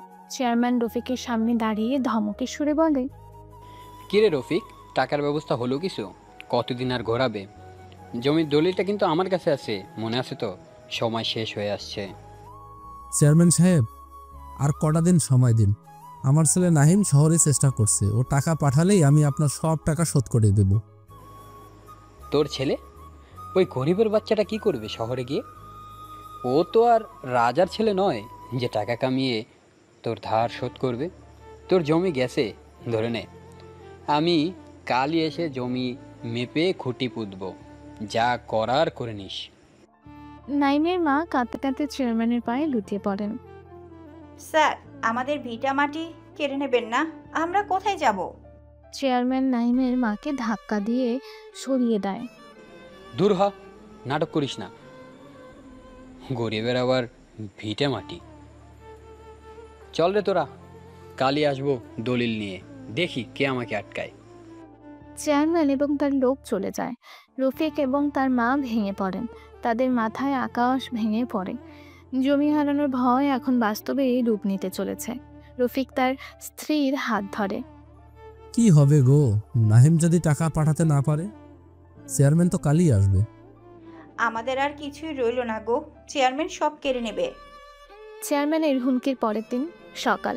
চেয়ারম্যান আকমল চৌধুরী কয়েকজন লোক, আমিন, জমি ব্যাপার লোক এবং পুলিশের মতো দেখতে কিছু লোককে অবৈধভাবে আনা নিয়ে নাহিমদের বন্ধকি জমি এবং ভিটার সামনে আসে। গ্রামের কিছু লোক ভয়ে ভয়ে দূর থেকে দেখছে। চেয়ারম্যান দম্ভ ভরে নির্দেশ দেয়, মাপ শুরু কর। এই পুরো জমিনটা এখন আমার, আর এই ভিটা এটাও ভেঙে সমান করে দেবে। আমার রাস্তার কাজের জন্য এই জায়গাটা দরকার। রফিক এবং তার স্ত্রী ছুটে আসেন। তাদের সাথে গ্রামের কিছু গণ্যমান্য ব্যক্তি যারা তাদের পক্ষ নেওয়ার সাহস দেখাচ্ছেন। রফিক চিৎকার করে ওঠেন, চেয়ারম্যান সাহেব, আপনি এটা করতে পারেন না, আমাকে আরেকটু সময় দিন। সময়? তোর সময় শেষ রফিক। দলিল আমার কাছে, এটা এখন আমার সম্পত্তি। সরে যা এখান থেকে। নাইমের মা চেয়ারম্যানের সামনে গিয়ে দাঁড়ান। আমাদের মেরে ফেলুন স্যার, তবু আমাদের ভিটামাটি কেড়ে নেবেন না। চেয়ারম্যান ধাক্কা দিয়ে নাইমের মাকে ফেলে দেয়। রফিক ছুটে এসে স্ত্রীকে ধরে। গ্রামের একজন গণ্যমান্য ব্যক্তি এগিয়ে এসে বলেন, চেয়ারম্যান সাহেব, আপনি অন্যায় করেছেন। এভাবে গরিবের জমি কেড়ে নেওয়া ঠিক নয়। চেয়ারম্যান রেগে গিয়ে সেই গণ্যমান্য ব্যক্তিকে হুমকি দেয়, চুপ করুন মিয়া, নিজের চরকায় তেল দিন। বেশি বাড়াবাড়ি করলে আপনারও খবর আছে। এই পুলিশ সাহেব, দেখছেন তো এরা আমার সাথে আছে। কেউ যদি ঝামেলা করে তাকে ধরে নিয়ে যান। পুলিশের মতো দেখতে লোকগুলো এগিয়ে আসে। গ্রামের লোকজন ভয়ে পিছিয়ে যায়। রফিক এবং তার স্ত্রী অসহায়ভাবে কাঁদতে থাকেন। চেয়ারম্যানের নির্দেশে আমিন জমি মাপতে শুরু করে। কিছু লোক নাইমদের ভিটা ভাঙার জন্য হাতুড়ি শাবল নিয়ে আসে। রফিক বুক চাপড়ে কাঁদতে থাকেন, আমার সর্বনাশ হয়ে গেল, আমার সব গেল। নাহিম, বাবা তুই কোথায়? তাদের সামনেই নাইমদের ছোট্ট ভিটাটি ভেঙে ফেলা হয়। জমি দখল হয়ে যায়। রফিক এবং তার মা আশ্রয়হীন হয়ে রাস্তার পাশে বসে কাঁদতে থাকেন। চেয়ারম্যান বিজয়ের হাসি হেসে সেখান থেকে চলে যায়। গ্রামের মানুষ অসহায়ভাবে এই দৃশ্য দেখে। এদিকে ঢাকা শহরে নাইমের অফিস। জমি দখলের খবর নাইমের কাছে পৌঁছানোর দিন। নাইম তার অফিসে বসে কাজ করছে। সে এখন ছোটোখাটো ব্যবসায়ী নয়, তার ব্যবসা এখন বেশ বড় হয়েছে। তার হাতে একটি ফোন, ফোনের ওপাশ থেকে তার বাবা রফিক কান্নার্থ কণ্ঠে কথা বলছেন। নাইম ফোন ধরে স্বাভাবিকভাবে কথা বলতে শুরু করে। হ্যালো বাবা, কেমন আছো? মা কেমন আছে? রফিক কান্নার্থ কণ্ঠে কথা বলতে শুরু করেন, তার কণ্ঠ ভেঙে আসছে। বাবা নাহিম, আমার সব শেষ হয়ে গেছে রে বাবা, আমাদের সব শেষ হয়ে গেছে। বাবার কান্নার শব্দ শুনে নাইমের বুকের ভেতরটা ধুপ করে ওঠে, তার চেহারায় আতঙ্কের ছাপ ফুটে ওঠে। বাবা কি হয়েছে, কাঁদছো কেন? মা ঠিক আছে তো? জমির কি কিছু হয়েছে? জমিটা চেয়ারম্যান কেড়ে নিয়েছে বাবা, আমাদের ভিটাটাও ভেঙে দিয়েছে। আমরা এখন পথে বসেছি রে, আমাদের আর কিচ্ছু নেই। নাইমের হাত থেকে ফোনটা পড়ে যায়, তার শরীর নিথর হয়ে যায়, সে যেন শুনতে পায় না আর কিছু। তার কানে শুধু বাজতে থাকে জমি কেড়ে নিয়েছে, ভিটা ভেঙে দিয়েছে, পথে বসেছে। তার চোখ বিস্ফোরিত হয়ে যায়, তার মুখে চরম অবিশ্বাস, কষ্ট এবং তীব্র ক্রোধ একসাথে ফুটে ওঠে। নাইম চেয়ার ছেড়ে উঠে দাঁড়ায়, তার হাত কাঁপছে, তার সারা শরীর রাগে কাঁপতে থাকে। তার বাবার বলা কথাগুলো তার মনে বারবার ঘুরপাক খায়। তার বাবা মায়ের সেই অসহায় মুখের ছবি তার চোখের সামনে ভেসে ওঠে। চেয়ারম্যানের নিষ্ঠুর হাসি মনে পড়ে, রিমার তাচ্ছিল্যের কথা মনে আসে। তুই গরিবই থাকবি। নাইম চিৎকার করে ওঠে। অফিসের অন্য কর্মচারীরা তার চিৎকারে ছুটে আসে। নাইম তখনও রাগে কাঁপছে, তার চোখ লাল হয়ে গেছে। নাহিম মুষ্টিবদ্ধ করে দাঁতে দাঁত চেপে বলে, চেয়ারম্যান আকমল চৌধুরী, তোর এত বড় সাহস! আমার বাবা মায়ের উপর হাত দিয়েছিস, আমার বিঠে ভেঙেছিস, তোর সর্বনাশ আমি করব, তোকে আমি শেষ করে দেব। নাহিম দ্রুত নিজেকে সামলে নেয়, তার চোখে এখন প্রতিশোধের আগুন জ্বলছে। সে তার বাবা মাকে ফোন করে তাদের বর্তমান অবস্থার কথা জানতে চায় এবং দ্রুত তাদের ঢাকায় নিয়ে আসার ব্যবস্থা করার নির্দেশ দেয়। তার কাছে এখন আর কোনো কিছুর গুরুত্বপূর্ণ নয়, তার বাবা মাকে নিরাপদে তার কাছে নিয়ে আসাই তার একমাত্র লক্ষ্য। ঢাকা শহরে নাহিমের অ্যাপার্টমেন্ট। সময় জমি দখলের খবরের কয়েকদিন পর। নাইম তার কেনা অ্যাপার্টমেন্টের গেটের সামনে দাঁড়িয়ে আছে, তার চেহারায় উদ্বেগ। কিছুক্ষণ পর একটি ট্যাক্সি এসে থামে। ট্যাক্সি থেকে নাইমের বাবা রফিক এবং মা নামেন। তাদের পরনে সাধারণ পোশাক, চেহারায় রাজ্যের ক্লান্তি, ভয় এবং বিষণ্ণতা। তাদের হাতে ছোট ছোট কিছু ব্যাগ, যা হয়তো তাদের শেষ সম্বল। নাহিম দ্রুত এগিয়ে গিয়ে বাবা মাকে জড়িয়ে ধরে। বাবা মা নাইমকে জড়িয়ে ধরে কাঁদতে থাকেন। নাইমের মা কন্যার্থ কণ্ঠে বলে, বাবা তুই ভালো আছিস তো? আমরা ভেবেছিলাম। নাইম মায়ের মুখে হাত দিয়ে কান্না থামায়। মা কেঁদো না, আমি ঠিক আছি। তোমরা এখানে চলে এসেছো, এটাই সব থেকে বড় কথা। এখন তোমরা সম্পূর্ণ নিরাপদ। রফিক নাইমের মুখের দিকে তাকিয়ে থাকেন। তার ছেলে যে এত বড় অ্যাপার্টমেন্টে থাকে, এত সফল হয়েছে, এটা দেখে তিনি অবাক হন। রফিক আবেগ আপ্লুত কণ্ঠে বলেন, তুই এত বড় হয়ে গেছিস বাবা, আমরা তো জানতামই না। নাইম বাবা মাকে অ্যাপার্টমেন্টের ভেতরে নিয়ে যায়। বিশাল এবং সুন্দর অ্যাপার্টমেন্ট দেখে তারা আরও অবাক হয়। এটা তাদের গ্রামের ছোট্ট মাটির ঘরের চেয়ে সম্পূর্ণ ভিন্ন জগৎ। নাইম তাদের বসিয়ে পানি খেতে দেয়। নাইম বাবা মায়ের দিকে তাকিয়ে বলে, তোমাদের আর কষ্ট করতে হবে না, আর চিন্তা নেই। এখন থেকে তোমরা আমার সাথে থাকবে। আমার যা কিছু আছে সব তোমাদের। নাইমের মা নাইমের হাত ধরে বলে, কিন্তু বাবা, আমাদের জমিটা, আমাদের ভিটাটা? মা, আমাদের জমি আমি ফেরত আনবই। আর চেয়ারম্যান আকমল চৌধুরী, ওর যা প্রাপ্য আমি ওকে দেব, আমি ওকে ছাড়বো না। রফিক নাইমের চোখে সেই আগুন দেখতে পান। তিনি বুঝতে পারেন তার ছেলের মনে কতটা কষ্ট আর রাগ জমে আছে। নাইমের অফিসে প্রায় 5 বছর পর 5 বছর কেটে গেছে। নাইম এখন দেশের একজন শীর্ষস্থানীয় ব্যবসায়ী। তার অফিস বিশাল, বিলাসবহুল। তার চেহারায় আত্মবিশ্বাস, ক্ষমতা এবং সাফল্যের ছাপ। তার পোশাক আশাক সম্পূর্ণ বদলে গেছে, তার চলাফেরায় আভিজাত্য। নাইমের অফিসে বসে কয়েকজন কর্মচারীকে গুরুত্বপূর্ণ নির্দেশনা দিচ্ছে। তার কথা বলার ধরন দৃঢ় এবং স্পষ্ট। কর্মচারীরা মনোযোগ দিয়ে শুনছে। এদিকে বাবা মা এখন অনেক ভালো আছেন, তাদের মুখে চিন্তার ছাপ নেই, আছে সন্তানের সাফল্য দেখে গর্ব। নাইম বাবা মায়ের সাথে গল্প করছে, তাদের দেখভাল করছে, কিন্তু তার চোখে মুখে মাঝে মাঝে কিছু একটা ঘুরপাক খায়। নাইম তার বাবা মায়ের সাথে কথা বলছে। বাবা, তোমাদের কোনো কিছু দরকার হলে আমাকে বলবে, কোনো কিছুতেই যেন তোমাদের অসুবিধা না হয়। না বাবা, আমাদের আর কিসের দরকার? তুই আমাদের এনে রেখেছিস, ভালো করে দেখছিস, এর চেয়ে বেশি আর কি চাই? শুধু রফিক কথাটা শেষ করতে পারেন না। নাইম বুঝতে পারে তার বাবা কি বলতে চান। শুধু গ্রামের জমিটা, তাই না বাবা? বিটাটা? হ্যাঁ বাবা, ওই জমিটা আমাদের ছিল, বংশের সম্পত্তি। আর চেয়ারম্যান, ও যেভাবে আমাদের সাথে করেছে। নাইমের চোখ কঠিন হয়ে আসে, প্রতিশোধের পুরনো আগুন আবারও জ্বলে ওঠে। আমি বলিনি বাবা, কিছুই বলিনি। চেয়ারম্যান আকমল চৌধুরী যা করেছে তার ফল তাকে পেতেই হবে।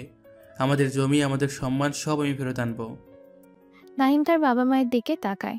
তাদের মুখে এখনো সে কষ্টের স্মৃতি লেগে আছে। এটা দেখে নাইমের সংকল্প আরও দৃঢ় হয়। সে বুঝতে পারে তার এই সাফল্য তখনই পূর্ণ হবে যখন সে তার বাবা মায়ের হারানো সম্মান এবং সম্পত্তি পুনরুদ্ধার করতে পারবে। নাহিম তার মনে ভাবে, 5 বছর, এই 5 বছরে আমি অনেক কিছু অর্জন করেছি। এখন সময় এসেছে হিসেবটা মেটানোর। চেয়ারম্যান আকমল চৌধুরী, এবার তোমার পালা।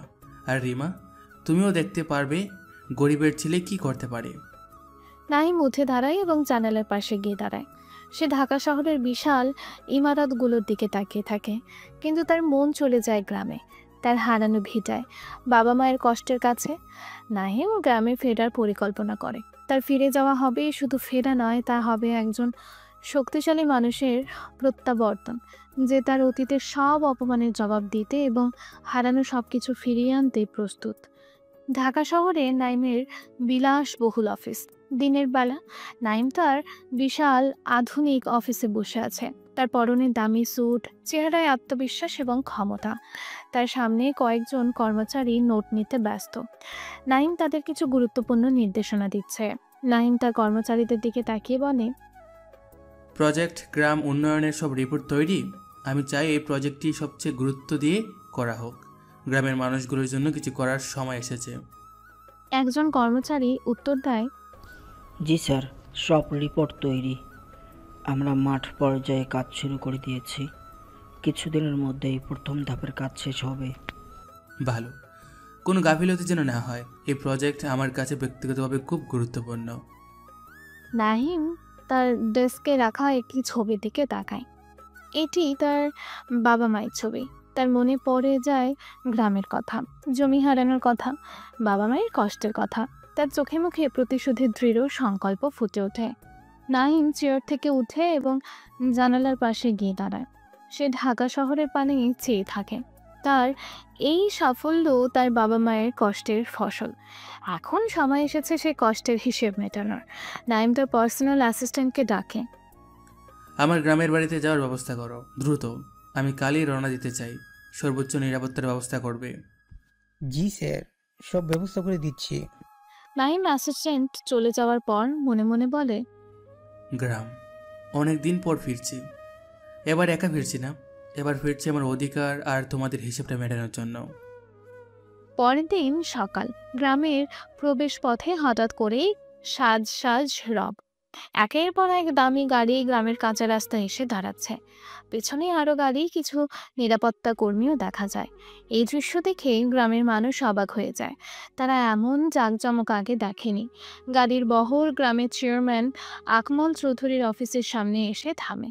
চেয়ারম্যান তার অফিসে বসে লোকজনের সাথে কথা বলছিল। গাড়ির শব্দ শুনে সে বাইরে আসে। এতগুলো দামি গাড়ি আর লোকজন দেখে সে কিছুটা বিস্মিত এবং কিছুটা চিন্তিত হয়। গাড়ির দরজা খুলে এবং নাইম বেরিয়ে আসে। তার পরনে পরিপাটি পোশাক, চোখে রোদ চশমা। তার চাল চলনে আভিজাত্য এবং আত্মবিশ্বাস। তার পেছনে তার কয়েকজন সহযোগী এবং নিরাপত্তা কর্মী। গ্রামের মানুষ এবং চেয়ারম্যান নাইমের দিকে তাকিয়ে থাকে। তারা এই যুবককে চিনতে পারে না। তাদের মনে প্রশ্ন জাগে, কে এই লোক? চেয়ারম্যান কিছুটা দম্ভ ভরে এগিয়ে আসে। সে মনে করে হয়তো শহরের কোনো বড় নেতা বা কর্মকর্তা এসেছে। চেয়ারম্যান হেসে অভ্যর্থনা জানানোর ভঙ্গিতে বলে, আসুন আসুন, কে এসেছেন, পরিচয়টা জানতে পারি? নাইম তার চোখে পড়া রোদ চশমা খোলে। তার চোখ মুখ দেখে চেয়ারম্যানের কিছুটা চেনা চেনা লাগে, কিন্তু চিনতে ঠিক পারে না। গ্রামের মানুষও নাহিমকে চেনার চেষ্টা করছে। নাহিম চেয়ারম্যানের দিকে তাকিয়ে শান্ত কিন্তু তীক্ষ্ণ কণ্ঠে বলে, চেয়ারম্যান সাহেব, আমাকে চিনতে পারছেন? চেয়ারম্যান মনোযোগ দিয়ে নাহিমের মুখের দিকে তাকায়। গ্রামের মানুষ ফিসফিস করতে শুরু করে। চেয়ারম্যান কিছুটা দ্বিধার সাথে বলে, আপনার মুখটা চেনা চেনা লাগছে, কিন্তু ঠিক মনে করতে পারছি না। আমি আকমল চৌধুরী, এই গ্রামের চেয়ারম্যান। নাহিম হেসে ওঠে। তার হাসিটা স্বাভাবিক নয়, সেখানে কিছুটা তিক্ততা মিশে আছে। আপনি আমাকে চিনেন কিভাবে? আপনার মতো উচ্চমাপের মানুষের কাছে গরিব মানুষের মুখ মনে থাকার তো কথা নয়। বিশেষ করে যাদের আপনি পথে বসিয়েছেন, তাদের মুখ তো মনে থাকার প্রশ্নই আসে না। চেয়ারম্যান নাহিমের কথার ধরন কিছুটা অবাক হয়। তার মনে সন্দেহ জাগে। নাহিম তার আসল পরিচয় দেয়। আমি শাহাদাত হোসেন নাহিম, রফিকের ছেলে। নাহিমের নাম এবং পরিচয় শুনে চেয়ারম্যান যেন আকাশ থেকে পড়ে। তার মুখের হাসি মিলিয়ে যায়, চোখ বিস্ফোরিত হয়ে যায়। গ্রামের মানুষ নাহিমের নাম শুনে অবাক হয়ে যায়। তারা বিশ্বাস করতে পারে না যে এই বিশাল গাড়ি বহন নিয়ে আসা লোকটি তাদের পরিচিত সেই গরিব নাহিম। চেয়ারম্যান হতভম্ব হয়ে বলে, নাহিম, তুই এই অবস্থায়? কিন্তু কিভাবে? নাহিম চেয়ারম্যানের সামনে এগিয়ে আসে। তার চোখে প্রতিশোধের আগুন স্পষ্ট। কিভাবে সেটা আপনার জেনে লাভ নেই চেয়ারম্যান সাহেব, কিন্তু আমি এসেছি আপনার সাথে কিছু হিসাব মেটানোর জন্য। নাহিম এবং চেয়ারম্যান মুখোমুখি দাঁড়িয়ে আছে। গ্রামের অনেক মানুষ জড়ো হয়ে এই দৃশ্য দেখছে। তাদের মুখে বিস্ময় আর চাপা উত্তেজনা। চেয়ারম্যান নিজেকে সামনে নেওয়ার চেষ্টা করে। সে আগের দম্ভে ফিরে আনার চেষ্টা করে। কিসের হিসাব? তুই এখানে এসেছিস কেন? যা, তোর শহরে ফিরে যা। শহরে ছিলাম চেয়ারম্যান সাহেব, তবে এখন এখানে এসেছি আপনার করা অন্যায়ের হিসাব নিতে। মনে আছে চেয়ারম্যান সাহেব, আমার বাবা আপনার কাছ থেকে কিছু টাকা ধার নিয়েছিলেন আমার পড়াশোনার জন্য, আর আপনি সেই সুযোগে আমাদের পৈতৃক ভিটা জমি বন্ধক রেখেছিলেন, মনে আছে? ধার নিলে শোধ তো দিতেই হবে। শোধ দিতে পারিসনি তাই জমি আমার হয়েছে, এটাই তো নিয়ম। নিয়ম? আপনার বানানো নিয়ম। টাকা শোধ করার আগেই আপনি কীভাবে জোর করে আমাদের ভিটা ভেঙে দিলেন, কীভাবে আমার বাবা মাকে পথে বসালেন, সে কথা মনে আছে? বেশি কথা বলবি না। তোর বাবা সময় মতো টাকা দিতে পারেনি। আমি যা করেছি আইন মেনেই করেছি। নাহিম তার একজন সহযোগীকে ইশারা করে। সহযোগী একটি ফাইল নাহিমের হাতে দেয়।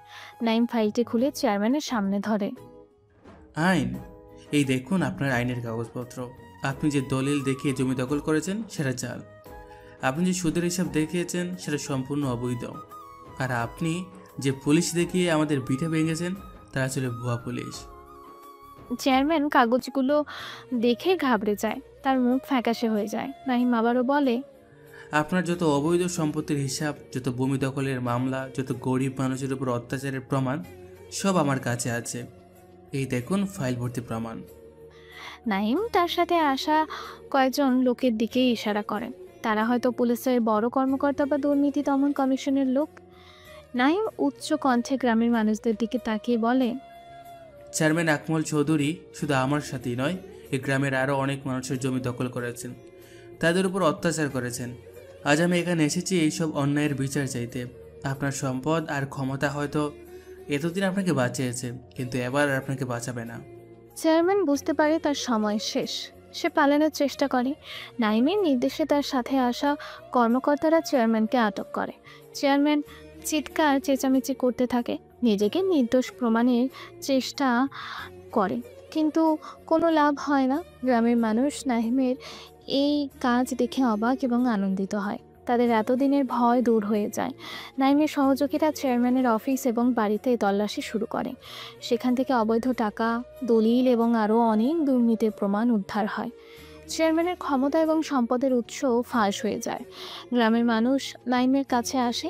একজন গণ্যমান্য ব্যক্তি নাহিমের কাছে এসে বলেন, বাবা নাহিম, তুমি এসে আমাদের বাঁচিয়েছ। এই লোকটা আমাদের জীবন অতিষ্ঠ করে তুলেছিল, আমাদের জমি জমা কেড়ে নিয়েছিল। আরও অনেকে এসে তাদের কষ্টের কথা বলে। নাইম মনোযোগ দিয়ে সবার কথা শোনে। তার মনটা আরও ভারাক্রান্ত হয় গ্রামের মানুষের কষ্ট দেখে। নাইম গ্রামের মানুষকে আশ্বস্ত করে, আপনারা চিন্তা করবেন না, চেয়ারম্যান আকমল চৌধুরী তার অন্যায়ের ফল পাবে। আর আপনারা যারা জমি হারিয়েছেন, আমি চেষ্টা করব আপনাদের পাশে দাঁড়াতে। নাহিমদের হারানো ভিটাটা এবং জমি চেয়ারম্যানের আটকের পরের দিন সকাল নাইম তার বাবা মাকে নিয়ে তাদের হারানো ভিটা এবং জমিতে আসে। ভিটাটা ভাঙা অবস্থায় পড়ে আছে, জমিটি আগাছায় ভরে গেছে। বাবা মা তাদের হারানো ভিটে মাটি দেখে আবেগ আপ্লুত হয়ে পড়েন। নাইমের মা কর্ণার্থ কণ্ঠে বলেন, আমাদের বাড়িটা ভেঙে দিয়েছে বাবা, কিছুই রাখেনি। নাইম বাবা মাকে জড়িয়ে বলে, কেঁদো না মা, আমি সব কিছু ঠিক করে দেব। এই জমি আমাদের ছিল, আমাদেরই থাকবে, আর এই ভিটার উপর নতুন করে বাড়ি তৈরি হবে। নাইম তার আইনি দলবল নিয়ে আসে। তারা জমির কাগজপত্র পরীক্ষা করে। নাইম আনুষ্ঠানিকভাবেই তার বাবার হারানো জমি পুনরুদ্ধার করার প্রক্রিয়া সম্পন্ন করে। আইনি প্রক্রিয়ায় জমি তাদের নামে ফিরে আসে। নাইম জমির ওপর দাঁড়িয়ে মাটি স্পর্শ নেয়। তার চোখে মুখে তৃপ্তি। এটা শুধু জমি ফেরত পাওয়া নয়, এটা তাদের হারানো সম্মান ফিরে পাওয়া। নাইম তার বাবা মায়ের দিকে তাকিয়ে বলে, বাবা মা, আমাদের জমি আমরা ফেরত পেয়েছি, আর চেয়ারম্যানও এখন জেলে পৌঁছবে। ও আর কোনোদিনও কারো ক্ষতি করতে পারবে না। রফিকের চোখে পানি। তিনি নাইমের হাত ধরে বলেন, তুই আমাদের মুখ রেখেছিস বাবা, তুই আমাদের সব ফিরিয়ে দিয়েছিস। নাইমের মা নাইমকে দোয়া করেন। গ্রামের মানুষ এই দৃশ্য দেখতে আসে। তারা খুশি হয় নাইমের সাফল্যে এবং চেয়ারম্যানের পতনে। কয়েকদিন পর নাইমদের পুরনো ভিটের জায়গায় নতুন বাড়ি তৈরির কাজ শুরু হয়েছে। শ্রমিকরা কাজ করছে, নাইম সেখানে দাঁড়িয়ে কাজ তদারকি করছে। তার পাশে তার বাবা মা দাঁড়িয়ে আছেন। তাদের মুখে এখন স্বস্তি আর আনন্দ। চেয়ারম্যান আকমল চৌধুরী জেলে বন্দী। তার সমস্ত সম্পত্তি বাজেয়াপ্ত করা হয়েছে এবং তার বিচার চলছে। গ্রামের মানুষ এখন স্বাধীন। নাইম বাবা মায়ের দিকে তাকিয়ে হাসে। দেখছো মা, এখানে আমাদের নতুন বাড়ি হবে, আগের চেয়েও সুন্দর। হ্যাঁ বাবা, তোর জন্যই সব সম্ভব হলো। রফিক নাইমের কাঁধে হাত রেখে বলেন, তুই শুধু আমাদের জমি ফিরিয়ে দিসনি বাবা, তুই এই গ্রামের সবার মনে সাহস ফিরিয়ে দিয়েছিস।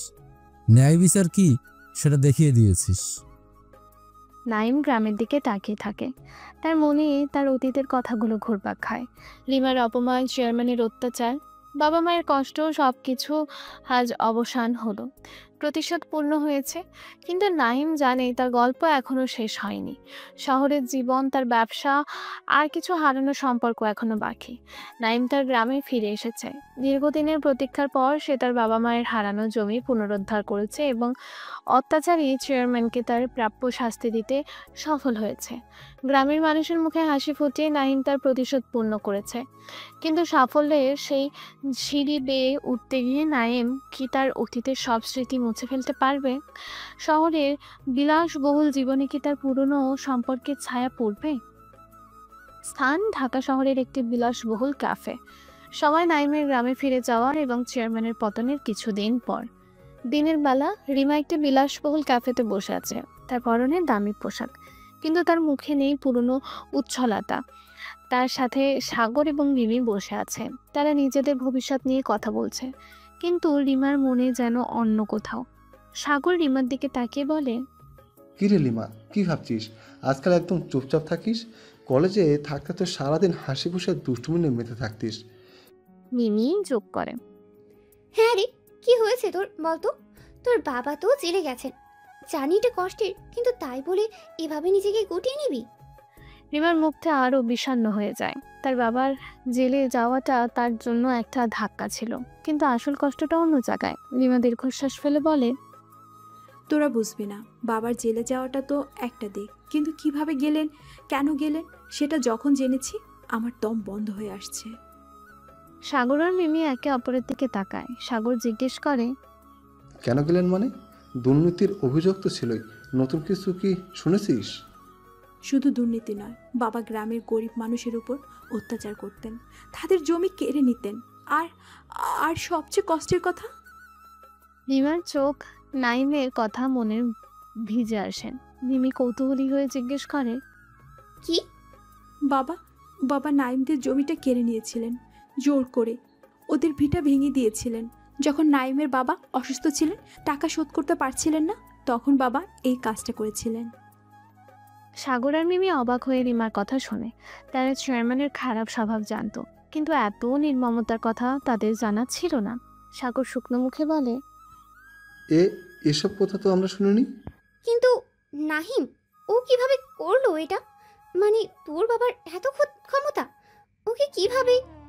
রিমা তিক্ত হাসি হেসে বলে, কিভাবে করলো? ও এখন আর সেই নাইম নেই রে। গ্রামের গরিব কৃষক রফিকের ছেলে। নাইম এখন দেশের টপ বিজনেসম্যান, কোটি কোটি টাকার মালিক। বাবা যা সম্পত্তি করেছেন তার চেয়ে কয়েক গুণ বেশি ওর এখন। ও নিজের যোগ্যতায় নিজের পরিশ্রমে এই জায়গায় পৌঁছেছে। সাগর আর মিমি নাইমের সাফল্যের কথা শুনে আরো বেশি অবাক হয়। কলেজে সে সাধারণ ছেলেটা আজ দেশের শীর্ষধনী। মিমি অবিশ্বাসের সুরে বলে, নাহিম কোটিপতি, অসম্ভব। কিন্তু কীভাবে সম্ভব? আমরা তো জানতাম ও শহরে গিয়ে খুব কষ্টে ছিল। আমরা জানতাম না, আমরা শুধু বাহিরেরটা দেখে বিচার করতাম। কলেজেও তাই করেছিলাম। মনে আছে তোরা ওকে কত ছোট করতিস? আমিও কম করিনি। ওর পোশাক, ওর গ্রাম নিয়ে কত হাসি ঠাট্টা করেছি, ওকে কত অপমান করেছি। রিমার গলায় অনুতাপ ঝরে পড়ে।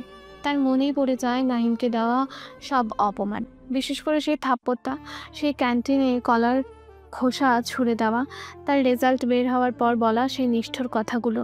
তোর পরিচয় তোর রক্তে, তোর গরিব পরিচয়। রিমা কাঁদতে শুরু করে। আমি আমি ওকে কি না বলেছি, কি না করেছি। আর আমার বাবা ওর পরিবারের সাথে কি কাজ করেছেন আমি বুঝতে পারছি। আমার বাবা কেন জেলে গেছেন, এটা ওর প্রাপ্য ছিল। কিন্তু আমি নাহিমের সাথে যা করেছি তার কোনো ক্ষমা নেই। সাগর আর মিমি রিমার কান্না দেখে অপ্রস্তুত হয়ে যায়। তারা রিমার এই রূপে আগে দেখেনি। মিমি রিমার হাত ধরে বলে, কাঁদিস না রিমা, তুই তো আর বাবার কাজের জন্য দায়ী না। আর কলেজে তখন আমরা সবাই ওইরকমই ছিলাম। না মিমি, আমি বাবার কাজের জন্য দায়ী। কারণ আমি বাবার দেওয়া শিক্ষা আর অহংকার নিয়ে বড় হয়েছি, গরিবদের ঘৃণা করতে শিখেছি। আর আমি নাইমের সাথে যা করেছি সেটা আমার নিজের করা। আমি ওর প্রাপ্য সম্মানটা কোনোদিনও দেইনি। ওর মেধা, ওর পরিশ্রম সব কিছুকে আমি তুচ্ছ করেছি। রিমা টেবিলের ওপর মাথা রেখে কাঁদতে থাকে। তার মনে তীব্র অনুশোচনা। সে বুঝতে পারে টাকার অহংকার তাকে অন্ধ করে দিয়েছিল। নাহিমকে সে কোনো দিন মানুষ হিসেবে দেখেনি, শুধু তার দারিদ্র দেখে বিচার করেছে। আর তার বাবা সেই দারিদ্র্যের উপরেই আঘাত করেছেন। পরের দিন রিমা তার অ্যাপার্টমেন্টে একা বসে আছে। তার চোখ মুখ ফোলা, তার মনে নাইমের স্মৃতি ঘুরপাক খাচ্ছে। সেই কলেজে প্রথম দিনের নাইম লাইব্রেরিতে পড়াশোনা করা, নাইম ক্যান্টিনে একা বসে থাকা, নাইম আর রেজাল্ট বের হওয়ার পর তার দিকে তাকিয়ে থাকা নাহিম। সেই নাহিমকে এসে কত কষ্ট দিয়েছে। রিমা সিদ্ধান্ত নেয় তাকে নাইমের সাথে কথা বলতেই হবে, ক্ষমা চাইতে হবে, যদিও সে জানে এটা খুব কঠিন হবে। রিমাদের ফোন হাতে নেয়। নাইমের নাম্বার তার কাছে নেই। সে সাগরকে ফোন করে নাইমের নাম্বার জোগাড় করতে বলে। হ্যালো সাগর, আমার নাইমের ফোন নাম্বারটা লাগবে। নাইমের নাম্বার? কি করবি? আমি ওর সাথে কথা বলতে চাই, সরি বলতে চাই। সাগর বুঝতে পারে রিমার মনের অবস্থা। সরি বলবি? কিন্তু ও কি তোর সাথে কথা বলবে? ও এখন অনেক বড় জায়গায় চলে গেছে, আর তুই ওর সাথে, আর তোর বাবা ওর পরিবারের সাথে। জানি খুব কঠিন হবে, হয়তো কথাই বলবে না, তবুও চেষ্টা করতে চাই। প্লিজ নাম্বারটা জোগাড় করে দে। আচ্ছা ঠিক আছে, দেখছি জোগাড় করা যায় কিনা। কিছুক্ষণ পর সাগর নাইমের ফোন নাম্বার রিমার কাছে পাঠায়। রিমা নাম্বারটা দেখে কিছুক্ষণ ফোন হাতে নিয়ে বসে থাকে। তার সাহস হচ্ছে না ফোন করতে। তার মনে পড়ে নাইমের শেষ কথাগুলো। সেদিন আপনি নিজে এসে আমার সাথে কথা বলবেন, হয়তো তখন আপনার এই অহংকার আর থাকবে না। আজ সত্যিই তার অহংকার ভেঙে চুরমার হয়ে গেছে। রিমা গভীর শ্বাস নেয় এবং ফোন বের করে। ফোনের অন্য প্রান্তে রিং হতে থাকে। রিমার হার্টবিট বেড়ে যায়। ফোনের অন্য প্রান্তে নাহিমের অফিসে। সে একটি মিটিংয়ে বসে আছে। তার ফোন বাজছে। স্ক্রিনে একটি অচেনা নাম্বার। নাহিম ফোনটা দেখে বিরক্ত হয়। সে ফোনটা কেটে দেয়। রিমা ফোন কেটে দেওয়া দেখে হতাশ হয়। সে কিছুক্ষণ চুপ থেকে আবারও ফোন করে। নাহিম এবারও ফোনটা কেটে দেয়। রিমা মেসেজ পাঠায়। নাইম, আমি রিমা বলছি, কলেজের রিমা। তোমার সাথে কিছু কথা ছিল, খুব জরুরি। প্লিজ আমার ফোনটা ধরো। নাহিম মেসেজটা দেখে। তার চোখে মুখে কোনো পরিবর্তন আসে না। তার মনে পড়ে কলেজের দিনগুলোর কথা, রিমার সব অপমান। সে কিছুক্ষণ মেসেজটার দিকে তাকিয়ে থাকে, তারপর মেসেজটা ডিলিট করে দেয়। রিমা নাহিমের কাছে থেকে কোনো উত্তর না পেয়ে কষ্ট পায়, কিন্তু সে হাল ছাড়ে না। সে আরও অনেক মেসেজ পাঠায়, ইমেল পাঠায়। তার প্রতিটি মেসেজে তার অনুতাপ আর ক্ষমা চাওয়ার আকুতি থাকে। রিমার পাঠানো কিছু মেসেজ স্ক্রিনে দেখা যায়। নাই, আমি জানি আমি অনেক ভুল করেছি, তোমাকে অনেক কষ্ট দিয়েছি। আমার অহংকার আমাকে অন্ধ করে দিয়েছিল। তোমার বাবার সাথে যা হয়েছে তার জন্য আমি লজ্জিত। আমার বাবার কাজের জন্য আমি ক্ষমা চাইছি। প্লিজ আমাকে একটা সুযোগ দাও। আমি তোমার সাথে কথা বলতে চাই। আমি জানি তুমি আমাকে ঘৃণা করো, কিন্তু প্লিজ একবার আমার কথা শোনো। আমি জানি তুমি এখন অনেক বড় হয়ে গেছো, তোমার কাছে আমার কোনো মূল্য নেই, তবুও আমি আমার ভুল স্বীকার করতে চাই। নাহিমা তার অফিসে বসে রিমার মেসেজগুলো দেখে।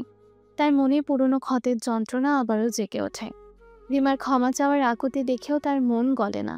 বছরের পর বছর ধরে জমে থাকা অপমান আর কষ্টের স্মৃতি তাকে রিমার থেকে দূরে সরিয়ে রাখে। সে রিমার কোনো মেসেজের উত্তর দেয় না। আরও কিছুদিন পর নাইমের অফিস রিসেপশন। রিমা নাইমের অফিসে আসে। তার চেহারায় দৃঢ়তা, কিন্তু চোখে মুখে অসহায়ত্ব। সে রিসেপশনে গিয়ে দাঁড়ায়। রিমা রিসেপশনিস্টকে বলে, আমি নাইম সাহেবের সাথে দেখা করতে চাই। আমার নাম রিমা।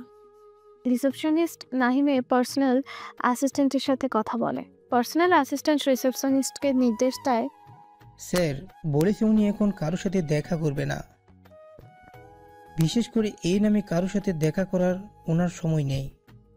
রিসেপশনিস্ট রিমার দিকে তাকিয়ে বিনয়ের সাথে কিন্তু দৃঢ়ভাবে বলে, ম্যাডাম, স্যার এখন খুব ব্যস্ত আছেন, উনি আপনার সাথে দেখা করতে পারবেন না। প্লিজ একবার বলুন না, আমার খুব জরুরি দরকার। বলুন, আমি সেই কলেজ থেকে। রিসেপশনিস্ট তাকে থামিয়ে দেয়। ম্যাডাম, আমি স্যারের নির্দেশ জানিয়ে দিয়েছি। আপনার যদি কোনো অ্যাপয়েন্টমেন্ট থাকে তাহলে পরে চেষ্টা করতে পারেন। রিমা বুঝতে পারে তাকে ঢুকতে দেওয়া হবে না। নাইম ইচ্ছে করেই তার সাথে দেখা করছে না। তার মন ভেঙে যায়। সে নাইমের অফিসের বাইরে এসে দাঁড়ায়। রিমা নাইমের বিশাল অফিসের বিল্ডিংটার দিকে তাকিয়ে থাকে। এই বিল্ডিংয়ের ভেতর সেই ছেলেটা আছে যাকে সে একদিন তুচ্ছ মনে করেছিল। আজ সে নাগালের বাইরে চলে গেছে। রিমার চোখ দিয়ে পানি গড়িয়ে পড়ে। তার মনে তীব্র কষ্ট। সে বুঝতে পারে নাহিমকে সে কতটা কষ্ট দিয়েছিল, যে আজ নাহিম তাকে ক্ষমা করতে পারছে না। তার অনুতাপ আরও গভীর হয়। সে বুঝতে পারে ক্ষমা চাওয়াটা সহজ, কিন্তু ক্ষমা পাওয়াটা খুব কঠিন। রিমা তার অ্যাপার্টমেন্টে ফিরে আসে। সে একা বসে আছে। তার মন খুব খারাপ। নাইমের অবহেলা তাকে আরও বেশি কষ্ট দিচ্ছে। তার বন্ধুরা ফোন করছে, কিন্তু সে কারো ফোন ধরছে না। রিমা তার ল্যাপটপ খুলে নাইম সম্পর্কে খোঁজ নেওয়া শুরু করে। সে তার বিজনেস আর্টিকেলগুলোও পড়ে, তার ইন্টারভিউগুলো দেখে। নাহিম কিভাবে এতদূর এসেছে তার সংগ্রামের কথা জানতে পারে। নাহিমের কঠোর পরিশ্রম, তার মেধার পরিচয় পেয়ে সে মুগ্ধ হয়। তার প্রতি রিমার সম্মান বেড়ে যায়। রিমা নাহিমের একটি পুরনো ইন্টারভিউ দেখে, যেখানে নাহিম তার গ্রামের বাড়ি, তার বাবা মা এবং তার প্রাথমিক কষ্টের দিনগুলোর কথা বলছে। নাহিমের চোখে মুখে তখনও সেই কষ্টের ছাপ, কিন্তু তার কথা বলার ধরনের দৃঢ়তা। এই নাহিমকে রিমা চিনতে পারেনি।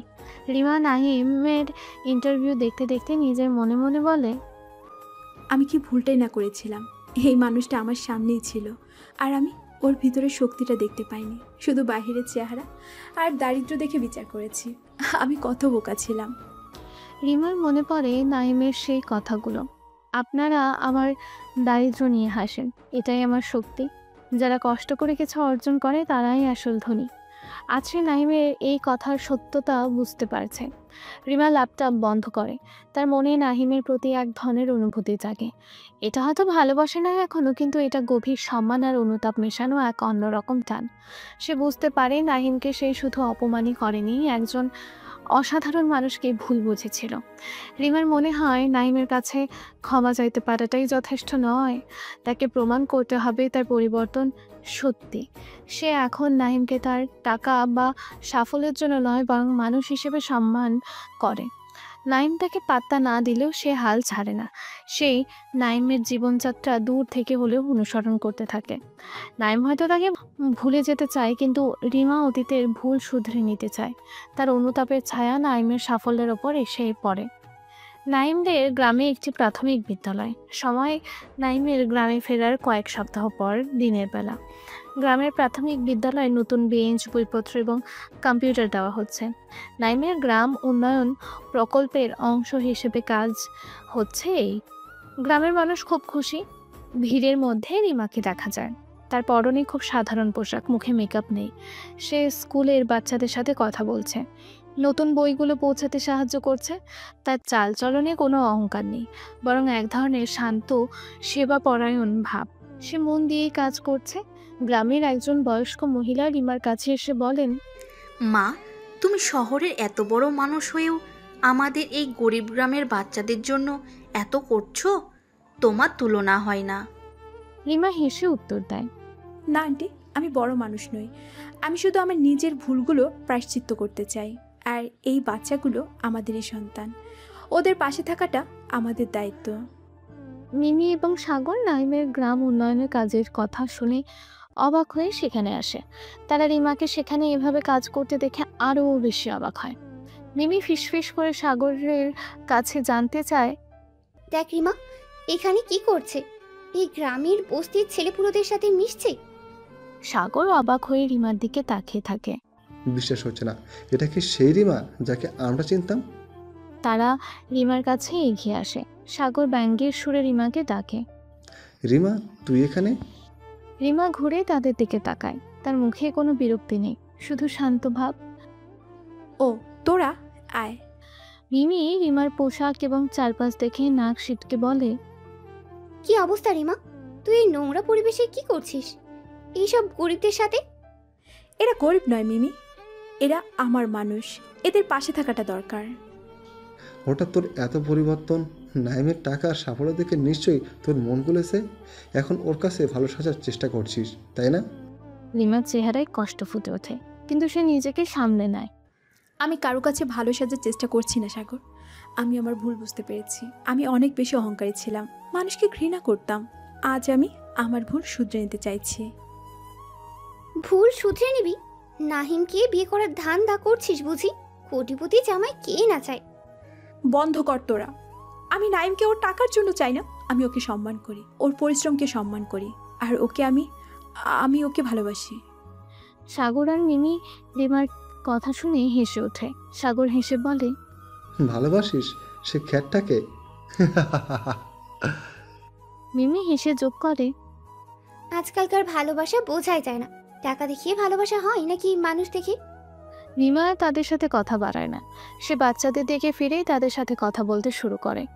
সাগর আর মিমি রিমার পরিবর্তন দেখে হতাশ হয় এবং বিরক্ত নিয়ে সেখান থেকে চলে যায়। দূর থেকে নাহিম এই দৃশ্য দেখছিল।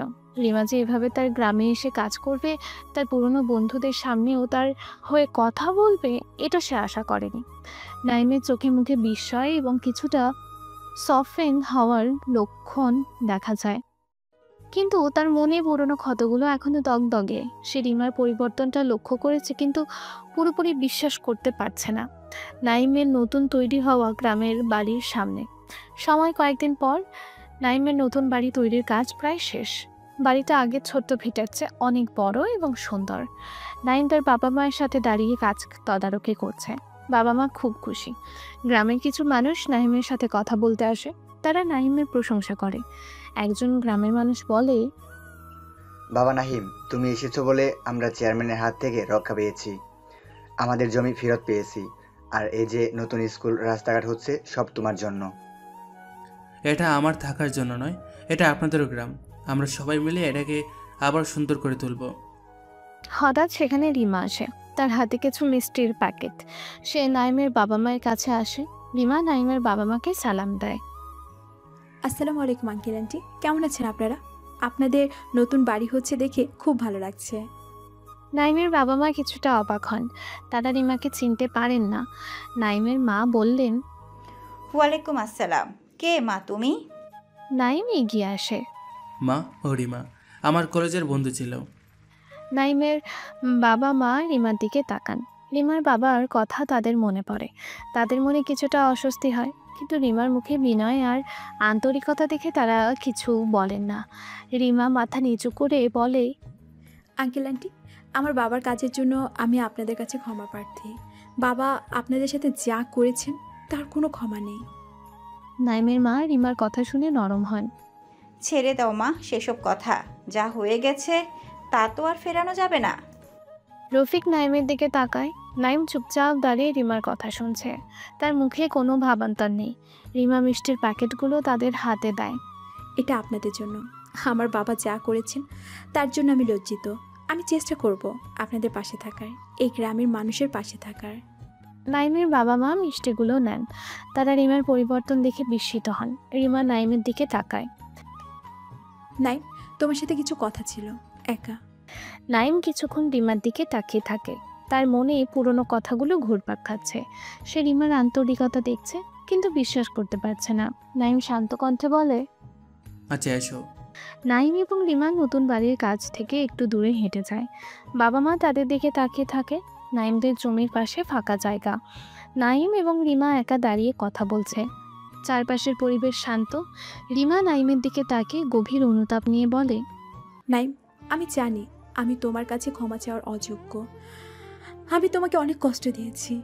আমার অহংকার আমাকে অন্ধ করে দিয়েছিল। আমি বুঝতে পারিনি মানুষ হিসেবে তুমি কতটা বড়। নাইম রিমার কথা শোনে, কিন্তু তার চোখে মুখে কোনো পরিবর্তন আসে না। তার নীরবতা রিমার কষ্ট বাড়ায়। রিমা কেঁপে ওঠে। প্লিজ নাইম, চুপ করে থেকো না। আমাকে বকা দাও, শাস্তি দাও, কিন্তু এভাবে নীরব থেকো না। আমার অপরাধ বোধ আমাকে মেরে ফেলছে। নাইম দীর্ঘশ্বাস ফেলে। তুমি কি শুনতে চাও রিমা?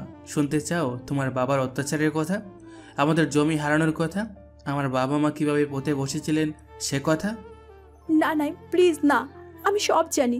আমি আমার বাবার জন্য লজ্জিত, কিন্তু আমি তোমাকে যে কষ্ট দিয়েছি তার জন্য আমি নিজে দায়ী।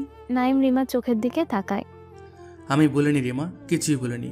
তোমার সেই থাপ্পড়, সেই অপমান, সেই কথাগুলো, তুই গরিবই থাকবি, তোর পরিচয়, তোর রক্তে, এগুলো আমার মনে গেঁথে গেছে। রিমার চোখ দিয়ে পানি গড়িয়ে পড়ে। জানি নাই, আর এই জন্যই আমি প্রতিদিন কষ্ট পাই। আমি বুঝতে পারছি তুমি আমাকে কেন ক্ষমা করতে পারছো না, কিন্তু আমি সত্যি বদলে গেছি নাই। আমি আর সেই রিমা নেই। নাইম রিমার মুখের দিকে তাকিয়ে তার আন্তরিকতা বোঝার চেষ্টা করে। তার মনে পুরনো রিমা আর এখনকার রিমার একটা দ্বন্দ্ব চলে। নাইম কিছুটা কঠিন কণ্ঠে বলে, বদলে গেছো? কিভাবে বুঝবো? যখন আমি গরিব ছিলাম তখন তুমি আমাকে ঘৃণা করতে, এখন যখন আমি বড়লোক তখন আমার কাছে এসেছো। কিভাবে বিশ্বাস করবো যে এটা টাকার টান নয়, এটা অনুতপ্ত নয়, এটা আমার সাফল্যের প্রতি মোহ নয়? রিমার মুখে কষ্ট ফুটে ওঠে। নাইম তাকে বিশ্বাস করছে না। রিমা দৃঢ় কণ্ঠে বলে, আমি জানতাম তুমি এটা বলবে, আর এটা তোমার বলার অধিকার আছে, কারণ আমি তোমাকে সেই বিশ্বাসযোগ্যতাটা কোনো দিনও দেইনি। কিন্তু নাই, আমি তোমাকে আমার জীবনের চেয়েও বেশি ভালোবাসি। আজ আমি তোমার টাকা, তোমার পজিশন কিচ্ছু চাই না। আমি শুধু তোমার ক্ষমা আর তোমার বিশ্বাস ফিরে পেতে চাই। নাইম রিমার কথা শুনে কিছুক্ষণ চুপ করে থাকে। তার মনে হয় রিমা সত্যি বদলে গেছে, কিন্তু তার ভেতরে একটা দ্বিধা কাজ করে। সে রিমার ভালোবাসার পরীক্ষা নেওয়ার সিদ্ধান্ত নেয়। নাইম রিমার চোখের দিকে তাকিয়ে বলে, যদি তুমি সত্যি আমাকে ভালোবাসো রিমা, তাহলে তোমাকে একটা কাজ করতে হবে, একটা পরীক্ষা দিতে হবে, প্রমাণ করতে হবে তোমার এই অনুভূতি সত্যি, টাকার জন্য নয়, আমার জন্য। রিমা উৎসুক হয়ে জানতে চায়, কি পরীক্ষা? আমি রাজি, যে কোনো পরীক্ষা দিতে রাজি। নাইম রিমার দিকে তাকিয়ে তার পরীক্ষার কথা বলে। কিছুদিন পর ঢাকা শহরের একটি বস্তি এলাকা।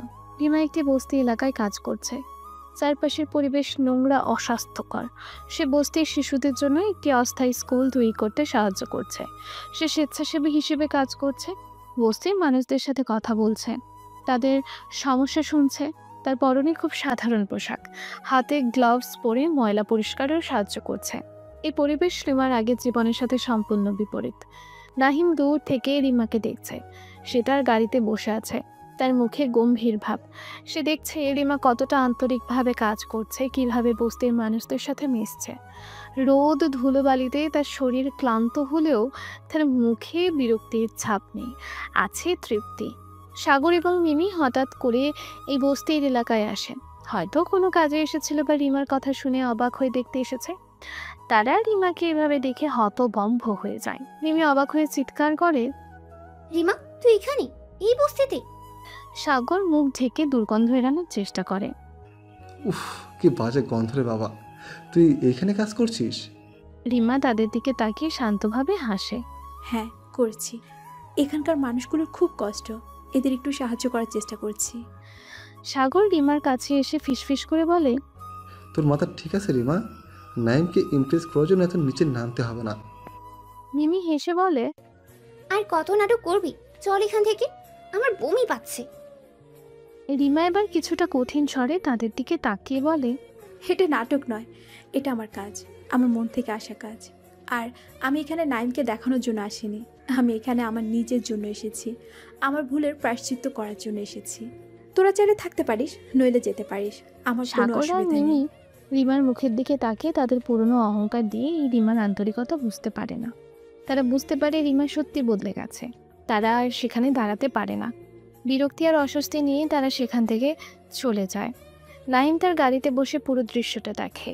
রিমার এই পরিবর্তন, তার আন্তরিকতা, তার পুরনো বন্ধুদের সামনে দাঁড়িয়ে নিজের কাজকে সমর্থন করা, সব কিছু নাইমের মনে গভীর ছাপ ফেলে। সে বুঝতে পারে রিমা সত্যি বদলে গেছে। তার ভালোবাসা হয়তো টাকার জন্য নয়, তার ভেতরের মানুষটার জন্য। এভাবে আরও কিছুদিন কেটে যায়। একদিন রাতের বেলা নাহিম এবং রিমা একটি সুন্দর রেস্টুরেন্টে বসে আছে। পরিবেশ শান্ত এবং নিরিবিলি। রিমা কিছুক্ষণ আগে বস্তি থেকে ফিরেছে। সে হাত মুখ ধুয়ে সাধারণ পোশাক পরে এসেছে। নাইমের চেহারায় আজ কোনো কাঠিন্য নেই, এক ধরনের নরম ভাব। নাইম রিমার দিকে তাকিয়ে হেসে বলে, আজ তো তোমাকে অন্যরকম লাগছে রিমা। বস্তিতে কাজ করে কেমন লাগলো?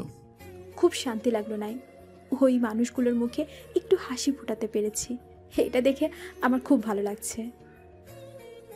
নাহিম রিমার চোখের দিকে তাকায়।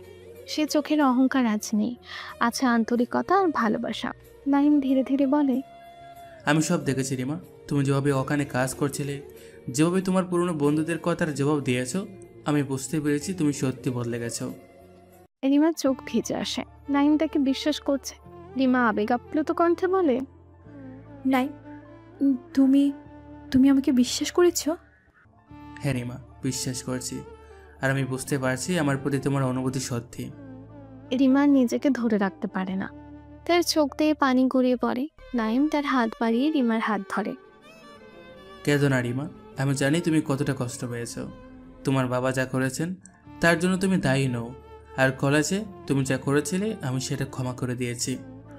ধন্যবাদ নাইম, আমাকে ক্ষমা করার জন্য ধন্যবাদ। নাইম রিমার চোখের দিকে তাকিয়ে থাকে।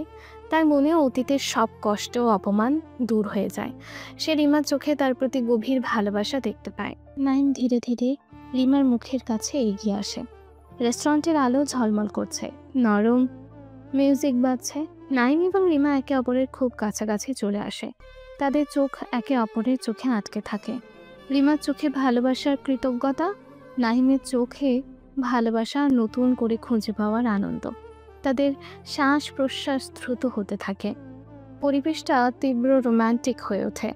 নাইম রিমার মুখে হাত রেখে রিমা চোখ বন্ধ করে। নাইম ধীরে ধীরে রিমার ঠোঁটের ওপর নিজের ঠোঁট রাখে। তাদের প্রথম চুম্বনটি গভীর এবং আবেগাপূর্ণ। তাদের দীর্ঘদিনের জমা হওয়া অনুভূতি যেন এই চুম্বনের মাধ্যমেই প্রকাশ পায়। চারপাশে পৃথিবী থেমে যায়, শুধু নাহিম আর রিমা একে অপরের মধ্যে হারিয়ে যায়। এই চুম্বন তাদের অতীতের সব ক্ষত মুছে দেয়, তাদের নতুন সম্পর্কের সূচনা করে। কিছুদিন পর সন্ধ্যা। নাহিম এবং রিমা গ্রামের নতুন বাড়ির ছাদে দাঁড়িয়ে আছে। সূর্যাস্ত হচ্ছে। চারপাশের পরিবেশ শান্ত ও সুন্দর। গ্রামের আলো জ্বলে উঠছে ধীরে ধীরে। নাহিমের বাবা মা হয়তো নিচে ঘরে বসে কথা বলছে। নাহিম রিমার হাত ধরে আছে, রিমা নাহিমের কাঁধে মাথা রেখেছে। তাদের মুখে তৃপ্তির হাসি। রিমা শান্ত কণ্ঠে বলে, ভাবতে পারিনি নাইম আমাদের গল্পটা এভাবে শেষ হবে। কলেজে যখন তোমাকে প্রথম দেখেছিলাম তখনও কল্পনা করতে পারিনি যে তুমি একদিন আমার জীবনের সবচেয়ে গুরুত্বপূর্ণ মানুষ হবে। নাহিম হেসে রিমার হাত ধরে একটু চাপ দেয়। আমিও ভাবিনি রিমা, ভেবেছিলাম হয়তো সারা জীবন একা একাই লড়াই যাব, কিন্তু আজ তোমাকে পাশে পেয়ে মনে হচ্ছে আমার লড়াইটা আরো সহজ হয়ে গেছে। রিমা মাথা তুলে নাহিমের চোখের দিকে তাকায়। আমি তোমাকে অনেক কষ্ট দিয়েছি নাইম, সত্যি কি সব ভুলে গেছো? নাহিম রিমার কপালে আলতো করে চুমু দেয়। ভুলে যায়নি রিমা, তুমি ক্ষমা করে দিয়েছি। তোমার অনুতাপ আর ভালোবাসা সেই ক্ষতগুলোকে সারিয়ে দিয়েছে। মানুষ ভুল করে রিমা, কিন্তু ভুল বুঝতে পেরে শুধরে নেওয়াটার আসল ব্যাপার। রিমা নাহিমকে জড়িয়ে ধরে। ভালোবাসি নাইম, কিন্তু ভুল বুঝতে পেরে শুধরে নেওয়াই আসল ব্যাপার। আমিও ভালোবাসি রিমা, সবসময় ভালোবেসে যাব। তারা একে অপরের মধ্যে হারিয়ে যায়। তাদের পেছনে গ্রামের আলো জ্বলতে থাকে। তাদের নতুন জীবন শুরু হয়েছে। নাইম তার হারানো সম্মান, জমি সব কিছুই ফিরে পেয়েছে। আর রিমা খুঁজে পেয়েছে তার সত্যিকারের ভালোবাসা এবং নিজের ভেতরের ভালো মানুষটাকে। নাইম এবং রিমার গল্প প্রমাণ করে যে জীবন সবসময় সোজা পথে চলে না, সেখানে থাকে কষ্ট, অপমান, ভুল বোঝাবুঝি। কিন্তু সত্যিকারের ভালোবাসা, অনুতাপ এবং ক্ষমা সব বাধা অতিক্রম করতে পারে। নাহিম তার অদম্য জেদ আর পরিশ্রম দিয়ে শুধু নিজেকে নয়, তার পরিবার এবং গ্রামকেও রক্ষা করেছে। আর রিমা তার অহংকার ভেঙে ভালোবাসার মূল্য বুঝতে পেরেছে। তাদের মিলন যেন প্রমাণ করে, যেখানে ভালোবাসা সত্যি, সেখানে কোনো অহংকার বা বৈষম্য টিকে থাকতে পারে না। নাহিম এবং রিমার নতুন জীবন শুরু হলো, যেখানে অতীতের কষ্টগুলো শুধু তাদের ভালোবাসাকেই আরও শক্তিশালী করবে।